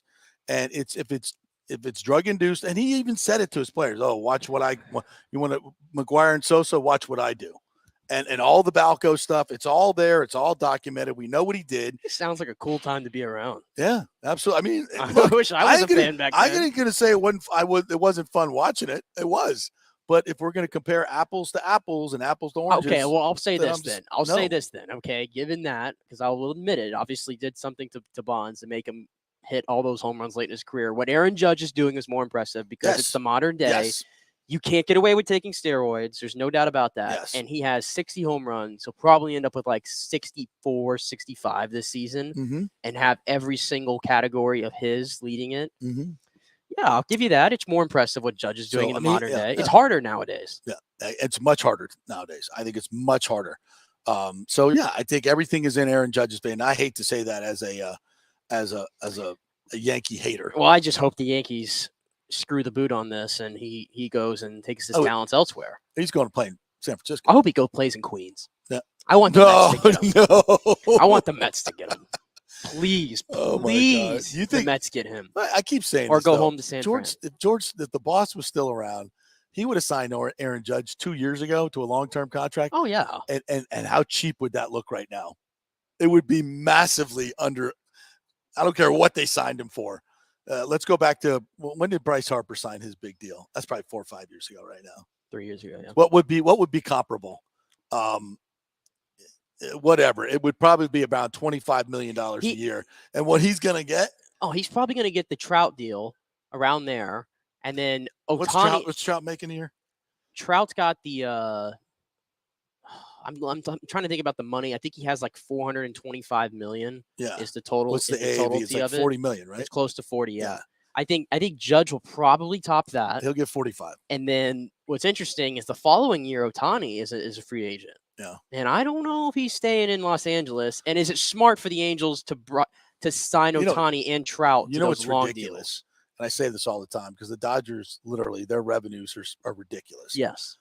They could literally sign Aaron Judge and pay him $45 million a year. Yeah, and it'd be fine. They could afford it. They could afford to do it. If that happens, I bet you that'd be the thing for baseball to finally salary to cap it. finally go, okay, we got to do something here. If we the can't have all the Dodgers- talent on one team. Yeah. If the Dodgers blow through the postseason, And So I think they're going to. I do too. I think it's them and the Astros, honestly. it's- We're just on that. yeah. We're in this little era right now And where let's it's those just two be teams honest. running the strings. Put the Rays up against either one of those teams. Well, you just saw the Astros. I know that. That's what I'm saying. It's like it's why We're not even in the It's same like bringing it back to the class. Rays here. It's why when everybody wants And to, by the way, you can't compete with $80 million payroll. no, it's why when everybody $270 million. when everybody wants Come to say that on. we're being negative about the team, it's I'm looking at the big picture. I want to win a World Series. That's again, Yeah. that's just where my goal is, and I think that's every fan's goal. But for fans to just openly put statements out there like, "Oh, the Rays can win the World Series," No, they can't. guys, you got to take the No, they fan. can't. You need to take the fan cap off a little bit. Especially this year. No freaking way. Well, no, I think they're more positioned this year than they were last year, to be fair. I think the difference is I just think the Astros are just that good. Honestly, look, I think the Rays could beat the Yankees in the playoffs. I'm not I really scared do. of the Yankees. I'm not scared of the Not Yankees. scared of the Yankees. I'm not scared of Cleveland. I'm not scared of Seattle. I'm scared of Astros, and I'm scared of the Blue Jays because the Rays just don't match up well against the Blue Jays. Yeah, yeah. Okay, I just Big think win that's last where it night. is. We give them tons of credit. 10-5 last night. I think I know it was Topkin or Romano wrote the article that Franco and Arozarena are getting hot at the right They are. time, and they are. Franco's hit 321 since he's come back of 15 games. Arozarena has 24 RBIs, 313, 931 OPS Pushing in 90 the last ribbies this 42 year. games. Yeah, I mean he's really stepped up. He's feeling himself. And Yandy Diaz's eye socket too. So look, but those guys aren't enough. You got to have more. You look last night. Teoscar hit his 20th home run. Right? Yeah. They have 5 guys with 20 home runs. How many do the Rays have? 1. Seto. Actually, no. Paredes has 20 now. Paredes is the only one. Yeah. Yeah. So come on. It just you can't. It's not all about home runs, but but that just shows power up and down the lineup. At some point, when you get into the playoffs and it's so tight, it's almost like sometimes you just need like a couple solo shots. That's really all you need in good pitching because the games are always very low scoring. It's so hard to just bunch a bunch of hits together like the Rays did last night, which was a good example. A game like last night, I don't think that's not a postseason game. It's not a postseason game. And you're not seeing Berrios, by the way. If they play Toronto, you ain't seeing Berrios. He's been awful this year. Yeah. And I think he's played himself right out of their playoff I would agree. rotation. So you're not even going to see him in the season. Oh, we got breaking news here. I did not know about this. What is that? This is from Jordan Gamillion. Not to get sidetracked, but did you guys see the video of the Move the Rays to Tampa page guy get harassed by Trop security and being used as Stu's personal goons and destroyed his sign when it was encouraged when he was using the split season plan? I actually saw this right when we were just in break, and I meant to Almost- show the video to you because we were tagged in it. Oh, let me see it. Yeah, let's look at the video. We'll do this live on the air. And Jordan Gamillion continues, almost like Stu is waging war on the little fan base as left shows up. This is absolutely absurd, and MLB lets him continue his antics. You can't bring the Rays to Tampa sign now. Let me see what this looks like. Oh yeah, here comes Trop security with his big old belly. Come on, dude. I can't. Did you listen to it? Can't bring the sign in. Can we play this? Let's play this. Let's play that. Let's play the audio when we can get it. So he's got to move the Rays to Tampa. It's not even like that's not even an anti-Stu sign. I mean, think of the anti-Stu signs we could bring in. Move the Rays to Tampa. It's not move the Rays to Montreal. It's not move the Rays to Nashville. It's not anything anti-Stu. It's just, hey, we love our team. Let's move them to Tampa. What the hell's wrong with that? I mean, these are people that are actually showing up at your game, and you're going to harass them with a move the Rays to Tampa sign. I mean, and your owner wanted to put up a sign saying move the team to Montreal. That's okay, but move the Rays to Tampa is not okay. What is wrong with you, man? Golly, it just freaking pisses me off. So you're trying to, somehow court fans, lower prices, which you should have been doing all year long anyway. And then you're doing this. The people, by the way, a fan group that is more passionate about your team than maybe anybody. But let's single those people out and say, get out of here. What? Yeah, I got the video here. Let's see if we can. Let's listen to it. see what the conversation is like. Sorry, but they're destroying your banner. What do you mean they're destroying it? They can't do that. What does that mean? What does that mean? What does that mean? How can they do that to our property? Excuse me. They can't. How do they do that to our property? Who's doing it? Can I have the agency that's doing it? Because I need that supervisor up here. They will get sued. They're going to get sued, so I don't know who's doing it. It will be a court case, so I mean, they can't do that. That will be. You can sue them. That's our property. You better tell them. I'll help you on the lawsuit. Better let them know. We'll sue them. I will. So the security guard comes up and say they're destroying your banner. Yeah, they're destroying your banner. Like he got something on his walkie-talkie. They're destroying your banner. So they had a banner up that said "Move the Rays to Tampa." Yes. And security came in and took it up. Yes. It's awful. You know what? It's and again, awful. this is where I and say where am I move the Rays to Tampa, guys? You guys text me, call me, we'll put you on. And this is why I say, what gives the Rays the nerve to do these things? How many fans did you have in that building last night? 8,700 fans. You got 8,700 fans coming to your ballpark. I don't care if you don't like the message on the banner. What gives you the right to piss off at least one fan that's in there last night? Not one. When you get 8,700 people in a playoff chase, and especially these people that are, you should be courting these people. You should be courting them. It's so silly. It's always been this way towards the fans. There's always been this, this Rays against their fans mentality, which is the stupidest thing in history. And it's the owner that condones it. It's the owner that does these Gestapo tactics. It's the owner who, wants to say this is not a major league market just so he can make more money. I mean, I know I can go on and on and on, but it's disgusting. It's absolutely disgusting. And I believe Dick Vitale had enough. Yeah, he had enough. Yeah, Dickie V was a little pissed off at the fans. He said, he tweeted here, the Lightning and Buccaneers have fan support. People say a new stadium is needed, and I agree, but will that guarantee crowds? Ask the Marlins, as their new stadium hasn't attracted crowds. Rays baseball gives us quality baseball, yet the sports fans are not responding. Look, I did my little rant the other day. It's more about winning. It's more than just winning, Dick. I love you, brother. I love you. But it's more than this. You can't piss on the fans in this day and age when the recession is hitting everybody so hard. And I think this is a big reason why things have changed this year. It's especially in the last few months. People do not have dispensable income, and when they have the option to watch it on TV or go to a mausoleum.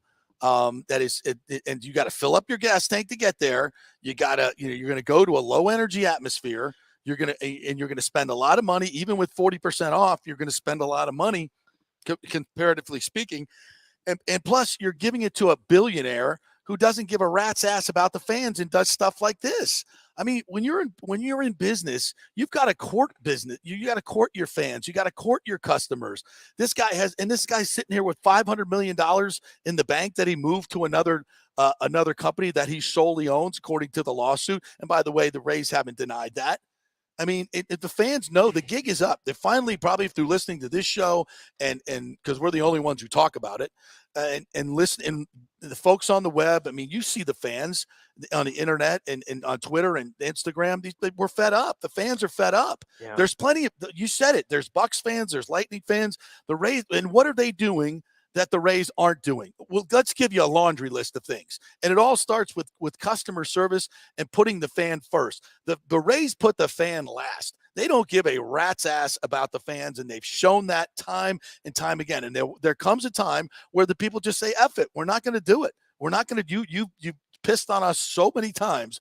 We're not just going to keep showing up because you have a baseball team that's winning. In a terrible where you have the money to move them to Tampa, you've had the opportunity to do it in 2018. You've had the opportunity to invest in more players. You've had tons of opportunities to market your team to a fan base that doesn't have a whole lot of money. And time and time again, you've said it's not a major league market. The fans aren't here. And now that your sister city plan has been thrown away, suddenly, oh, we love Tampa. We love the market, Tampa Bay. Now, I mean, you go with the whim. You have contradicted yourself so many times. So the people don't believe in you anymore, but they believe in the Bucs because they've invested in their product. But I do believe that there is and the Lightning. I just do believe that there's just a culture in this area that's just, it's odd to me. And I bring that up because of like comments like this that were in Dick Vitale's mentions. It's sad that you go to the majority of restaurants, bars in St. Pete, in downtown including. This is true. And this is sometimes in Tampa as well. Yep. And you have to ask if they have the game on and they don't even know the channel. Yep. This is true. This is true. true. You go to any bar right there behind Tropicana Field, it's hard to find where the game's on. You go into sports bars. Like Sports bars. And you have to tell them to turn on the game. Well, you know why? Part of that is marketing. Yeah, it's marketing. And Dick also brought up another good point. He's like yelling like, where are the local businesses at? And this is a problem too, right? There's just not enough businesses that get involved with the Rays, or they don't get involved with them. It's one of the two. I'm sure you could probably tell me which one. Well, why is it the Lightning have been able to do this? Why is it that the Bucs have been able to do this?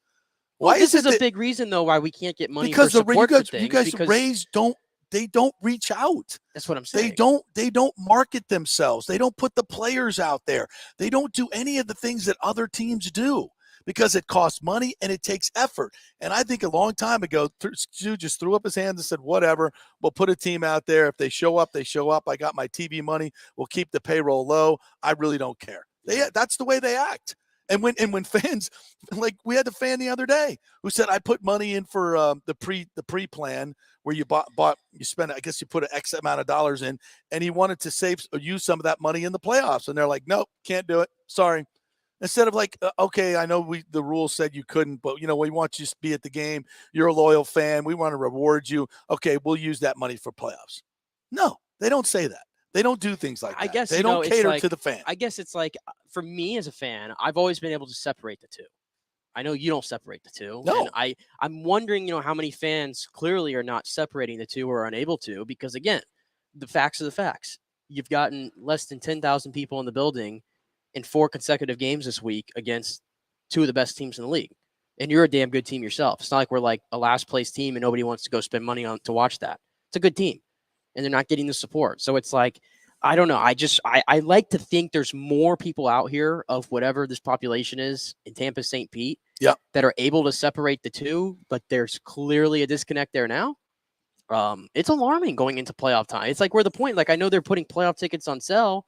And like, I was at that playoff game last year against Boston. And great those things atmosphere. are going to be expensive. Yeah, it was a great atmosphere, but I'm wondering, I'm like, man, what is that attendance going to be? Is it all of a sudden going to spike up by literally like close to 30,000 people? Well, I don't know who prices the games. I think the Major League Baseball prices the games, if I'm not mistaken. But if they price the games at $135 a ticket like they did last year, I don't know how many people are going to buy it. Not when they can watch it on TV. It's just, those are, and again, this economy is crushing people. I know 2/3 of people now in the United States are living check to check. And if you're in that situation, how do you justify the playoff tickets, spending, what it's going to amount to $400 or $500 to take you and maybe one person to a game like that in a month? I mean, yeah, I guess you could put it on a credit card, but they're probably maxed out as well now. All the third deck truthers can get their wish. Yeah. For the playoffs. The third deck truthers. I love that. A couple things here. Alani Wilkins says you can't even find Rays merchandise at surrounding stores, hardly outside of Dick's Sporting Goods up until this season. They just don't market their team, and you just stores aren't just going to put your stuff out there. You've got to. They have ugly merch too. What, the Rays? I'm just being honest. You here. love all that Devil Ray stuff. Exactly. I wear the Devil Ray stuff. I think that stuff's fantastic. I don't like any of their new stuff. I don't. I find it very ugly. Okay. Jordan Chameleon says, if the script flipped and the Lightning played in the dump of a trop again, I would still go to games simply because the Lightning and VSG are world-class organizations from top to bottom. So, well, the bottom line is so would we do that if we were playing in the Expo Hall again? Are people flocking to the Expo Hall? I don't think as many. But that's the whole thing with an organization like the Lightning. When you're, they would recognize a long time ago that they needed a better stadium and needed to move it to the middle of the market. If Jeff Vinnick owned the Rays, the way they would have been, that stadium would have been built certainly would have gone through in 2018 and we'd already be in it. But I would say within 5 years, he would have figured out a way to get the stadium in Tampa. I just can't imagine. I'm sorry, but he would have. I just can't imagine. We're almost 25 years. What is it? Next year, the 25th anniversary of Yeah. the Rays? Yeah. We're almost 25 years in this franchise, and I don't think if you asked anybody back in 1995 when this franchise was awarded or this city was awarded the Rays, I don't think if you asked anybody involved in that, would they tell you, yeah, in 30 years we're still going to be playing in the Trop? You think anybody would have said that? Maybe. I mean, but would anybody have said you're still playing in the Trop? Like, no. Anybody would have said no. Hell, freaking Bud Selig said this. I think like 2005. He's like, eventually the team's going to be in Tampa. I mean, there was always an expectation that they were going to move to Tampa. But again, this is one guy's problem. One guy is at fault here, and that's Stu Sternberg. Any other businessman, any other owner, and we've had people on this show that represent these other owners and that have been in baseball, that have been all through them. They all say the same thing universally, and it's not even a question. It's like, oh, of course we built a stadium in Tampa a long time ago. This guy is got I don't know what he's got it out for Tampa. He doesn't want all the fans that are like there's a fan group that just wants him to move to Tampa. Like they're not even saying anything negative about you, and you're destroying their banner. That just shows what his attitude is and how MLB continues to allow him to operate this thing when he's clearly poisoned the water, and he's got all these legal issues with his partners that are going to expose Major League Baseball. What the hell are they doing? What does Stu have on Major League Baseball that they're not getting rid of this guy? I mean, it's just it's beyond me how this guy has poisoned this market. And we have every ingredient in this marketplace that would lead you to believe that you could build a development in Ybor City. I mean, why did they do it in Texas with a perfectly good stadium? Why were they able to do it in Atlanta? They're doing it in Miami with a soccer stadium, for God's sakes, not taking any public money because real estate is going crazy. If you put a stadium up in Ybor City, the amount of development you could put about selling condos and businesses, you would make a mint of money. It's not hard to figure this out, to have a baseball team that you could leverage to bring 20, 30,000 people 81 nights a year. Are you effing kidding me? This is such a business layup that it's unconscionable. And you say, why is it not happening? Because of Stu. And I don't understand why the local media doesn't understand this and doesn't get on and point the finger at the guy that's been the problem since day one. And listen, people think I have something against Stu personally. I don't, even though I think he certainly does against me. It's because what's best for the area. It's what's best for all the baseball fans. It's what's best for St. Petersburg to redevelop that site with a convention center, not a baseball stadium, or something that's going to bring in a lot more people, a lot more heads and beds, and a lot more equity, affordable housing. I mean, how does it make any sense? Affordable housing and equity and all these things that rightfully the mayor was elected for, to give $1 billion stadium to a billionaire. I mean, how does that? That doesn't square at all. And certainly in a failed location, you're going to spend $1 billion in a failed location of taxpayer money for a baseball stadium. Are you serious? I can't think that's not even going to work there. No, no. It's. I know we talk about it a lot, but it's frustrating. And I'm about what's best for the area. That's all that matters. Had to cut you off because we got football to talk about. Yeah, let's talk about some college football. Pat Burnham's going to join us next from the Osceola 247 Knowles, and we're going to talk about this Boston College game and some college football. So stay.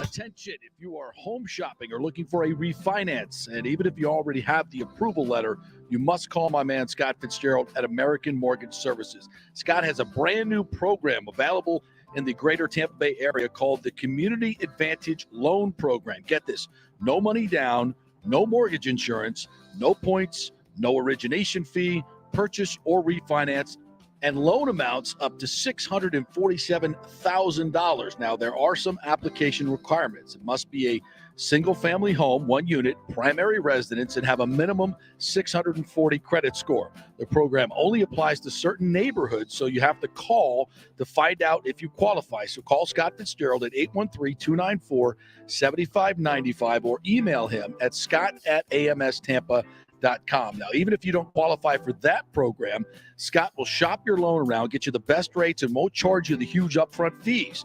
And if you've had issues with your bank calling you back, Scott will return calls immediately or at least the same day. 813-294-7595 or email him, scott@amstampa.com. Scott Fitzgerald, MLS 386722, American Mortgage Services, 1000 North Ashley Drive, Suite 1020, Tampa, Florida. JP here for the Jeeves Law Group. I've known Scott Jeeves for quite some time, and he's just like us, a huge college football fan. He loves his Gators. In fact, he sponsors our Gator Report every Thursday at 11 o'clock with Scott Carter from FloridaGators.com. But he's not just another PI attorney. He is a ferocious advocate for his clients. Scott Jeeves is a board-certified civil trial lawyer and a certified circuit court mediator practicing in Tampa Bay for over 30 years. He is an AV preeminent rated civil trial lawyer and certified circuit court mediator. Folks, these designations are not just given out. They're given only to the best trial attorneys. But more than anything, Scott takes these cases personally. I've heard it from his clients. He's a fighter you want on your side. Insurance companies hate it when they see you're represented by Jeeves. He's just different. 727-894-2929 or go to JeevesLawGroup.com. That's JeeVes lawgroup.com and tell him JP sent you. Military veterans, are you struggling with alcoholism or substance abuse? Is it taking a toll on your relationships and your work life? Are you having trouble focusing, constantly anxious? Well, you may not be surprised to know that your fellow military vets have your six. Heroes Mile is a new concept in rehabilitation clinics, veterans helping veterans. At Heroes Mile, we staff our rehab center with fellow veterans who can understand what you're going through. Our mission is to help you heal from issues that only your fellow veterans can truly understand. Located just outside of DeLand, we offer a full range of inpatient and outpatient programs dealing with substance abuse, post-traumatic stress, and military sexual trauma. We choose to serve veterans because we know how complex these issues are. You could choose to fight the battle alone or win the war together. We are the community care provider with the VA and also accept most major insurance. At Heroes Mile Rehabilitation Center, we have your six. Go to heroesmile.com or call 888-VET-NOW-2. That's heroesmile.com or call 888-VET-NOW-2. Now is the time to make sure your home insurance is in order. In the last year, many of us have made improvements to our homes. So call the folks at Italiano and discuss these upgrades to make sure you have enough coverage. According to a recent report, almost 64% of homeowners don't have enough insurance on their home, which is their most valuable asset. Also, a great time to make sure you have flood insurance. Even if your mortgage company does not require flood insurance, your home could still be at flood risk.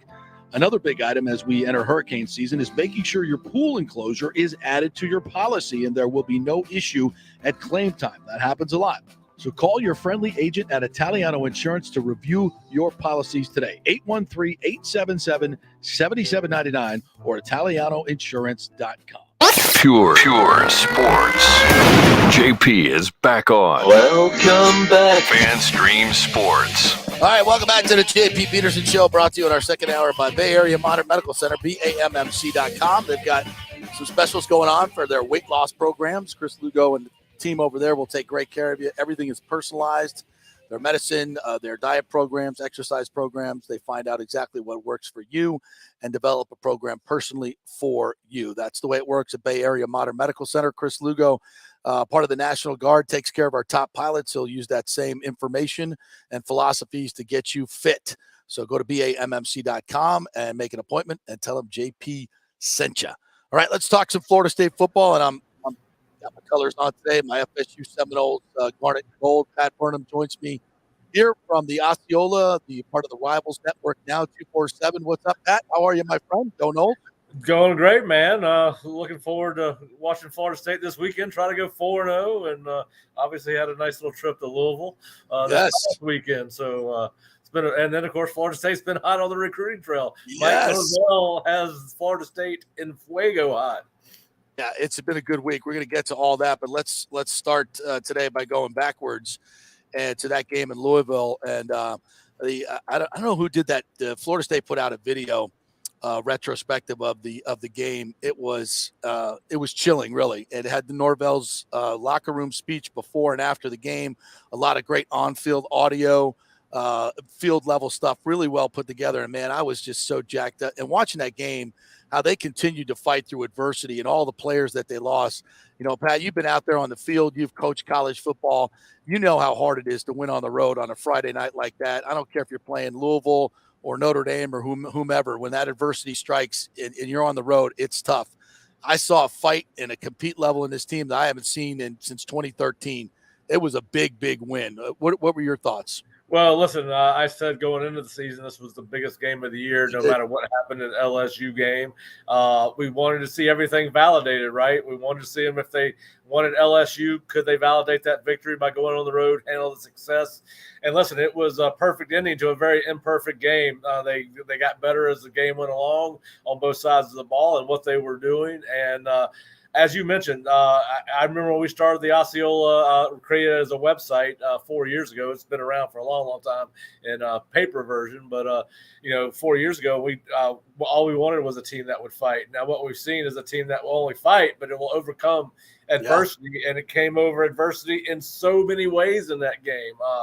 They had a good start. They 3-and-out for Louisville, I believe, to start the game. And then FSU scored to make it 7-0. And then it was imperfect for a long time after that.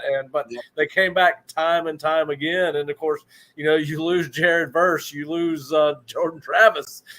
You didn't have Fabian Lovett. Bless Harris has been out. We saw Dylan Gibbons. I don't think he was in on the last drive. But you had guys step up time and time and time again. And we talked about the fact that we thought we could sense that this was a different team around Mike Norvell early in camp, that this was something different about this team. And listen, it's not a perfect team. And it's not going to compete for the national championship this year, but Florida State is definitively going in the right direction. And listen, they've overcome adversity at every turn. They've won games very dramatically. And coming out of that game, there was plenty for the coaching staff to work on with these kids to say, hey, we won, but we got to keep moving forward. So, big game, a huge game for them, 3-0, and sets up a great opportunity to go 4-0 this week. All right, so we'll talk about that game in a little bit, but you mentioned the recruiting trail, and they get two huge commitments, well, at least one big commitment, and Hakeem Williams is a guy that 5-star receiver they're looking at as well. Give us an update on what happened this week in recruiting. Well, obviously, they nailed down the 15th commitment of the class with Blake Nicholson from Manteca, California, outside linebacker. Really good athlete, plays running back for his high school team. Guy that can he gets after. He's physical. You watch his highlight tape. He's got a linebacker's mentality. There's no doubt about that. He can come off the edge, and that's most of what he does in high school. He plays outside linebacker. Obviously, be a little bit of a transition when he gets to Florida State if they are still in that 4-2-5 base defense where he'll have to learn how to play in the box. But certainly, one of the better linebacker prospects they have signed. It's a position of need. It's a second linebacker with that class and at a position that really needs to go heavy on linebackers, either through recruiting trail or the portal. And with that need to get such a quality linebacker and to out-recruit two other programs on the other side of the country, closer to his house, says a heck of a lot about the job that Randy Shannon, and then, of course, the director of player personnel, general manager, Derek Ray, who Mike added this offseason, had been in contact with the kid since his days Derek's days at Oregon State. So, what was there any connection between this California kid and Florida State previously? I think the connection was the Florida State's general manager for recruiting player personnel had been at Oregon State, and Derek had been Blake had been on Derek's radar since then. So I think that was the end. And then, of course, he and Randy Shannon did a heck of a job. Yeah, that's a huge pickup. Let's hope that sticks for FSU. And tell me about Hakeem Williams. What's going on with him? Well, it seems to be down. If you ask the experts, it's down between Florida State and Texas A&M. We'll find out at 2:30 today. A lot of people trending Florida State's direction. Various recruiting websites. I know our Charles Fishbein has picked Florida State, as has Ryan Wright, who writes for Rivals down there in Tampa. So listen, he'd be the highest rated recruit, the fifth best player in the fifth best player in the state of Florida, 16th best player in the nation according to Rivals. Listen, if they get him first 5-star receiver, I can remember quite some time. Listen, he looks. I watched film on him again today, and the first thing that pops up is he looks like an NFL receiver. He's built differently than most high school kids. He is a stud, and he's got great size, wingspan, speed, hands, and then on top of all that, he will block his ass off. So nice. Yeah. So anyway, could be a huge. Listen, this might be a bigger upset or a bigger victory than the one they get on Saturday night. So but listen, he'd be a difference maker and a kid that could come in and compete right away. Well, doesn't he know that Jimbo Fisher's offense, the current variation of it, is awful? Is a deathbed. Awful. It's a My deathbed God, for receivers. it's terrible. Well, hey, listen, you have to think with the timing of his commitment announcement. Now, listen, they've still got to get to December 15th, right, and get him to the finish line. But listen, you watch Johnny Wilson have that huge game against Louisville, 7 catches for 149 yards, and I'm sure there was somebody on the phone with him after that game saying, "Hey, Hakeem, did you see what Johnny did? We can't wait to get you here so we can feature you the same way." And yes, oh, by the way, he did watch a offensive crawl in College Station with Texas A&M and Miami, 2 offenses that could not do a thing. But anyway, yeah. So did that play a factor? You would have to think that it did, and now they got to hold on to all these kids, right? I mean, but listen, we'll find out if they get him. But certainly, it would be continue a very good start to 2022 for Florida State football. And recruiting is where it all ends up. You got to have the horses. You got to have the Jimmies and Joes. The X's and O's help, but. I tell you what Mike Norvell is doing, that video, I retweeted. I hope people go watch it. That pregame speech and the postgame. I mean, if you don't get chills watching that, you don't want to go play for this dude. It's I don't know. I like where FSU is right here. Tell me a little bit about this Boston College team. Obviously, they're not the Boston College team we've seen in past years that just bludgeon you with the run, the big up front. It's just different, and FSU is a 17.5-point favorite, and they get to be home 8:00 Seminole Saturday night. I wish I could be there, but I can't. So yeah. Tell me a little bit about Boston College. You come next week for the Wake Forest game. That's gonna be it. Well, listen, it's not. Listen, I don't know if we thought Boston College was going to be any more than a mid-level ACC team at best, but they're not that. They have really struggled this year.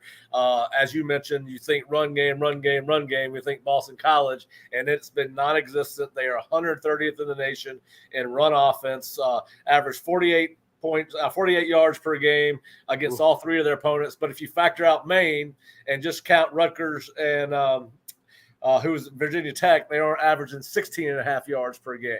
Yikes. So, I mean, it's bad. And, of course, they're not very experienced on the offensive line. They replaced all 5 starters from last year. They're very experienced. They're giving up a lot of sacks. Should be a great day for stats for Florida State defenders. They're really reliant on Phil Jerkovic, the quarterback. He has produced 82% of their total yards from scrimmage. He's thrown for 738, but is only completing 59% of his passes, been sacked a bunch. I don't know if you guys got to see any of the Virginia Tech game last week that they played, but he was visibly frustrated with his offensive line and with the coaching staff. Not a great situation there for them offensively. And he's only really got 2 weapons. 2 of his receivers have accounted for something like 32 of his completions and 439 of his 738 receiving yards. So they're struggling. And of course, now they're decent on defense. They're about mid. They run a 4-3 defense. They're about mid-pack in some of the statistical categories, but they do have been prone to give up a lot of run yards against Rutgers and Virginia Tech. Those guys average 233 yards. 178 yards on the ground against them. So should be a good day for Florida State. As you said, they're a 17.5-point favorite against a Boston College team that's going to come play on a raucous Saturday night, sold-out crowd. Stadium announced this morning that it was sold out. So there's this fan base has not been this fired up in a long time, and the fact that they're showing up for what they know is not a really good Boston College team, or one that hasn't been, tells you a little bit about how thirsty this fan base is for success. With all that being said, then I go to the quarterback position here, and I know that Jordan seems to be, it's nothing serious, and I know Norvell obviously is keeping it close to his chest. If he could play, he'll play, whatever. With that being said, I mean, Rodemaker impressed everybody, I think, or surprised everybody against Louisville at least. And this is maybe the worst team in the ACC. You can make that argument like you just said. Do you think it's probably safer just go in there with Rodemaker anyway, because you can get the win before you get to this big 3-game stretch? Well, listen, I think Jordan's the ultimate competitor. He wants to play. They're having success. He had to come out of that Louisville game. He's already missed 3/4 of a game. Probably doesn't want to miss any more. Listen, he's practiced. He was in full gear. He was going through drills. I don't think Mike puts him through that if you're going to play him. You could run him out there and run him through some individual type stuff, then take him off the field. That's, I have my expectation is that Jordan will play. Listen, I think Florida State will, should hopefully have their way with this Boston College defense. But listen, you want to see Florida State get up, and you'd like to get Tate some more time on the football field on Saturday night, if at all possible. See if he can validate what we saw on Friday, which was a tremendous performance. You go back and look at how he started out that second quarter with that interception in the half. The defense responds by not allowing them to get the field goal. And then that kid could have wilted. I mean, he's been dragged on social media. Listen, I told people you got to be patient with him. You got to be patient with him. And listen, if you're Florida State, what you got to hope is that 2nd and 7 on that first drive, which they would end up going to score to take a lead or tie it up. You got to hope that 2nd and 7 where he throws that 22-year-old slant to Johnny Wilson and gets lit up. Yeah. He was never the same after that play.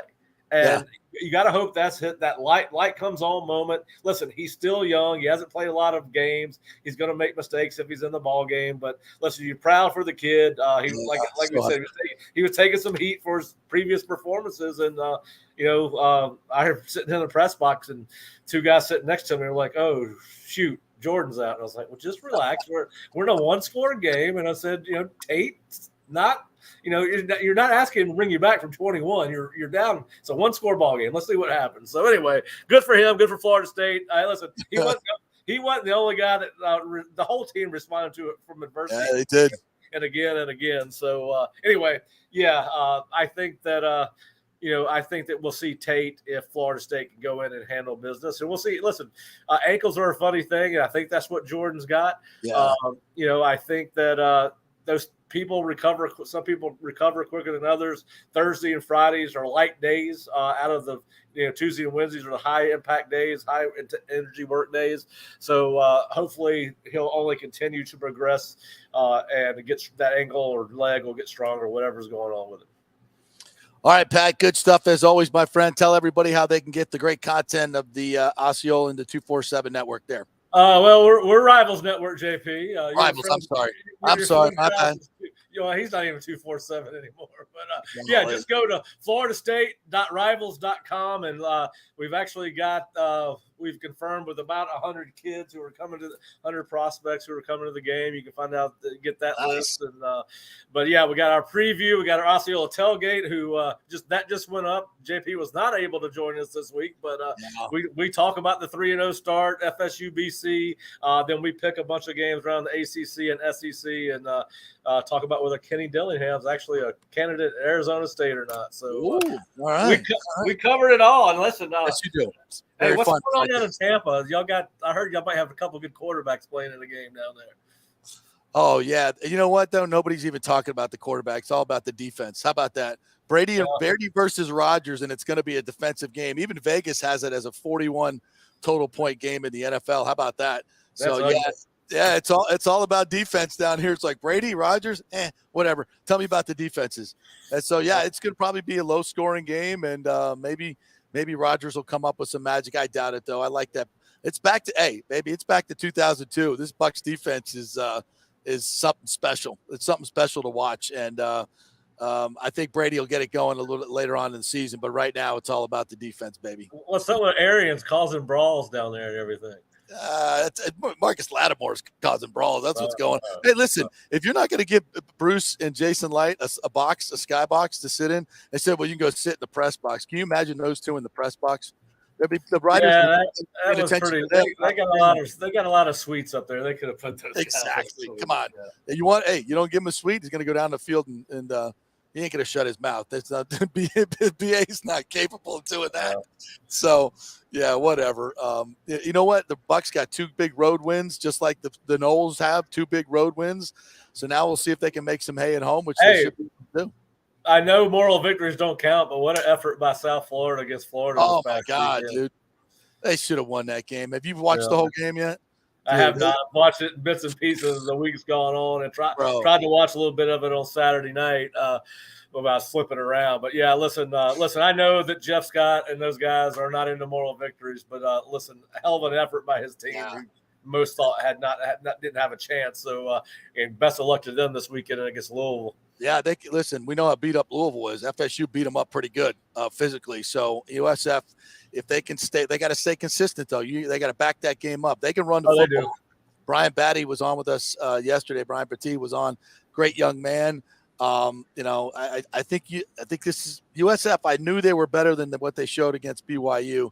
So hopefully they can back it up. They got to get wins. I think they can play well in their conference, but that was a huge night. They should have beat the Gators. That was a missed opportunity, but it was a good sign. It was a good sign. Hopefully they got some confidence coming out of that thing. Yeah. Oh, no question. No question. All right, Pat, appreciate your time, my brother. All right, guys. Y'all have a great weekend. Have fun Saturday night. We will be watching. I am. There'll be a lot of people here. I know. It's going to be a good weekend. That's 8 o'clock. That's an 8 o'clock kick, too. So that's going to be a lot of tailgating going on for FSU fans. It's going to be a real good tailgate. They'll start early and be nice and lubed up and ready. Yep. It's going to be great. All right, we got some time to pick some NFL games. Yeah, let's get our picks here. I got the entire slate right in front of me, so we'll try to go through these in a quick manner here. So last night we already had Browns Steelers. Well, I already got that one wrong. I picked the Steelers. Trubisky, man, when he had to throw the ball down the field at the end, when he finally had to do it. Yeah, Deontay Johnson drops the ball. Yeah, but they were moving the football. Why these teams play so safe. It's just if you're gonna let the guy play, let him play. Well. It's just ridiculous. How do you think I feel as a Najee Harris? Oh my God! I mean, you just. How do you think I feel right now? Come on, Tomlin. He got credited with the fumble at the end of the game. Oh, I lost by the way, 2 points. That put the game over, didn't it? Yeah, and all the bettors. I watched the guy go from 800. Guy went from like 400,000 winnings to down to $750. Because of that fumble. Because of that fumble. Everybody was losing their mind. Yeah, they got to stop doing that at the end of the games. Yeah. Anyway, this might be the most electric game of the week. Bills Dolphins down in Miami. Oh my God! Yes. Which offense gets it going? Which defense makes a stop? How can you pick against the Bills at this point? I can't. You can't. They're just playing such good football. They're 3.5-point favorites down there, but it's going to be hot. It's going to be hot in Miami, and the Dolphins are hot. Yes, they are, but their defense is not as good as we thought it was. Yeah. And I don't see how they stop the Bills. I can't. Although that Dolphin freaking offense is so explosive, but I just think it's a shootout. And I got the Bills. Yeah. I'm going to lay the 3.5 points. Bengals Jets. Wait, it's gone to 5.5. It's gone to 5.5. Ooh, wow, that's a lot. Bengals Jets. Do we really need to even? No. What are we talking about here? Bengals. Interesting game here. 2 0-2 teams. Raiders at the Titans. I'm going to go Raiders because I just think the Titans, they got dealt a bad hand. They got a bad start against the Giants, and they had to go play Buffalo. Now you get a Raider team that I think is better than them, to be honest with you, and is 0-2, and they're going to be desperate. I think I got the Raiders here, and the Titans are going to be 0-3, in my opinion. The Titans started as the 1-point favorite. The line has moved to Vegas -2. The Titans are just not. They just seem on like a slow burn, and they're not the same team they once were. I think the Ryan Tannehill. Yeah. And, it's coming to an end. Yeah, I like the Raiders, and I'll lay the 2 points here. I think the smart money's coming in on that. By the way, that Dolphins game started at 3.5 and is now at 5.5. That's a big move, but I still think I'd back the Bills and lay the points there because the defense is so bad. Saints on the road against the Panthers, who look like they're going nowhere. Okay, the Saints are 2-point favorites, and this started at 2. It's moved to 2.5. You know what? I think by the way, Christian McCaffrey is playing in this game. Yeah, he says he's fine. The Saints, there's something. Jameis did. But you know what though? That's the Bucs defense. That's the Bucs defense. It's the Panthers. I just. You think Baker Mayfield's making any plays? I like the home dog here. Oh, okay. What's the line at? What's the line? 2.5. Okay. If it gets to 3, I'm definitely Sneaky. going to the Panthers. But the Saints should be a much better team than the Panthers, and they're coming off that loss to the Bucs. I'm gonna lay the 2.5 points. I'm gonna take the Saints and lay the 2.5. A game that I would have been a lot more interested in about 6 years ago. Ravens and Patriots up in Foxborough. I got the Ravens in this one. I think Mac Jones looks a little out of his depth at the moment without McDaniels. The Ravens should have won last week. I think they're going to pour it on New England, to be honest. This one started at 3. The Ravens were favored by 3. It's come down to 2.5, and I'll pound that number. The Ravens are going to win this game. There's no question. I think they blow out the Patriots because the Ravens can score. There's no doubt the Ravens can score, and the Patriots can't score. They can't. So, I mean, this may be the easiest play of the week. It looks like a sucker's bet because of this line, but I don't care. I'm going to pound the Ravens on this at -2.5. This next game is probably the most enticing to go dog is Lions at the Vikings because the Lions, they always are going to be in the game. Listen, I think the Lions are on the precipice of doing something here, and the Vikings they looked like a weird football team It's the other Monday night. night, Kirk. I don't. This is Sunday at 1:00, so it's not Monday night, Kirk. But I like the Lions here and getting 6 points against the Vikings. Getting 6 points Went outright. I'd look at the money line there. I really would. But getting 6, that's an easy. I bet. agree with you there. Give me the 6. Eagles and Commanders. This is interesting. Wentz versus Jalen Hurts. It's in Washington. I'm always looking for underdogs that I can make the case to win a game. And, Carson Wentz has been a huge surprise. There's no doubt about it. They're scoring points. But the Eagles, I think, may be the second best team in the NFC. Jalen Hurts is, I'm telling you, since I've been touting him since early in this preseason, he's a winner. He's improved his passing. He's got weapons. They're good on both lines of scrimmage.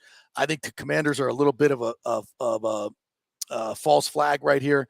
I'm gonna take the Eagles in this one. Yeah, another team that again dealt a bad hand is the Colts. They have the Chiefs at home. I don't know what to think of the Colts, but I know what to think of the Chiefs. How do you pick the Colts? You just can't. It's one of those things though in the NFL. You look at that number. It started at 2.5. It's now at 5.5. And you're just like, come on, the Colts just got their ass kicked, and the Chiefs are rolling. Yeah. These games every year in the NFL. You see these games, and you think that is a freaking lock, and everybody's going to pick the Chiefs in their suicide pools this week. And you watch, the Colts will freaking win this game. I'm gonna, you know what? It looks like the easiest layup of the week, and I'm gonna stay away from it. I'll tell you a team that I love, Jacksonville. Jacksonville is intriguing to me, and they're getting 10.5 points against the Chargers. Yeah, and this Jacksonville's defense, I think, is better than people think. And by the way, Chargers, Justin Herbert's hurt. Yeah. He's hurt. And I don't know if he's going to be able to play. And if he plays, he's going to take one shot. And I don't know if he can keep playing. It started at 10.5 and it's come down to 7. But I think it's going to creep back up. So I wait till that thing gets to 7.5 and 8, and I'd pound the Jags. Yeah. The snooze fest of the week is Texans and Bears. I'll just throw a dart and go Texans in that one because I don't like the Bears passing offense at all. We can move on there. Rams Cardinals, big NFC West matchup. I think the Rams have the Cardinals in their pocket. They're in Kyler Murray's head. I think they get this one. Kyler Murray is a freak. And you can never count him out. And there's something is off with the Rams. Something is off with the Rams. I'm probably going to stay away from this game. I wouldn't bet it, but if I did bet it, and it's 3.5, if it's over 3, I'm taking the Cardinals. All right. Another one that I'm probably not going to pay attention too much. Falcons at the Seahawks. The Falcons I'll go Atlanta. They're interesting right now. They're very interesting. They're playing better than I would give them credit for. I don't know what to think of the Seahawks. without Russell Wilson, they're just going to be kind of, Geno just freaking gets it done. The Seahawks are at home with the 12th man. That's worth 7 points to me. So I'm gonna take the Seahawks and lay the Sunday one. Night Football, 49ers at the Broncos. I'm always on my Jimmy G bandwagon. Russell Wilson and the Broncos are going through a lot. I know it's a mile high, but I'm going with Jimmy G and the Niners. Well, this is interesting. The Broncos started as 2.5-point favorites. The Niners have moved to 1.5-point favorite in this game. And I think the Broncos and Nathaniel Hackett are clueless. I think that coach is clueless. They can't get plays in, and it's ugly. Russ looks like everybody's blaming Russ. I ain't blaming Russ. This is a debacle with this new coaching staff. The 49ers are energized with Jimmy G. This is a layup. Kittle probably going to be back in there. This is a layup. Yeah. The 49ers are going to roll the Broncos. Monday night, the most historic matchup probably. Cowboys at the Giants. The G-Men. I'm going with the Cowboys. Did you see Jerry's like, I welcome a quarterback controversy because Yes, that means we're winning football games. Yeah, well, that man he's a Jerry, showman. I think you're winning football games this week because there's no way on this world that the Giants are going to be 3-0. They're going to screw it up somehow. Cooper Rush is better than we imagine. He's probably one of the better backups. I think he's going to get it done on the road. Dallas is going to be 2-1. I like the Giants in this spot. I think Saquon is on a freaking mission. And I think I like their coaching staff. It makes a difference. It makes a huge difference. Brian Daboll, they're better than people think. They've got better personnel. They've just been so horribly coached. And this is a big game for the Giants. This is as big a game as they've played in probably a decade. Yep. And they're ready to go. The Cowboys are coming in. They're still the Cowboys. That offensive line is not great. Cooper Rush gave him a little shot in the arm last week, but they come back to earth. And I like the Giants in this one, getting a point at home. And then last but certainly not least, Packers at the Bucs. I think we both know where we're leaning on this, but give me a score prediction over there. Well, the Bucs started as 3.5-point favorites in this one. The Vegas consensus, it's down to 1, a 1-point favorite. I don't know what the hell's going on with that. Probably it's the Mike Evans suspension, but I think the smart money is going to come in on the Buccaneers late. I don't see how the Packers score. Rodgers can't win in Florida. It's a close game, but the Buccaneers win it. If it's only a 1-point line, you got to pound the Buccaneers in this one. The over-under is 41. I'd still lean to the under in that. I think it's going to be a 17-10, 17-13 game. Something along the lines. I think it's going to have a hard time going over. So I like the Bucs. I'm going to go Bucs, obviously, and I'm going 27-13. I think the Bucs are going to create some distance there in the end of the game. Okay. Because I'm looking at the six. Packers receiving core. Mike Edwards pick 6. Maybe. Packers receiving core. I don't see how they're getting open on Carlton Davis, on Antoine Winfield, and Jamel Dean. I don't see it. So if the Packers win this game, it's going to be a couple broken plays that get it done for him with Rodgers throwing a ball downfield on some miracle play. All right, went a little over there with our picks, but that was fun. Really great week here. We've had some really good guests on all week. Go back and check out the podcast all week. Brad Johnson was fantastic earlier this week. We had Gary Koch live from the President's Cup. A lot of great interviews all week long. We appreciate you guys watching us each and every day. Please subscribe to our YouTube, the JP Peterson Show, and also our show account on Twitter. We need some more followers there. Please retweet all of our shows. We'd really appreciate it so we can keep this thing rolling. Have a great weekend, everybody. Go Bucs, go Rays, and go Lightning. Coming up soon.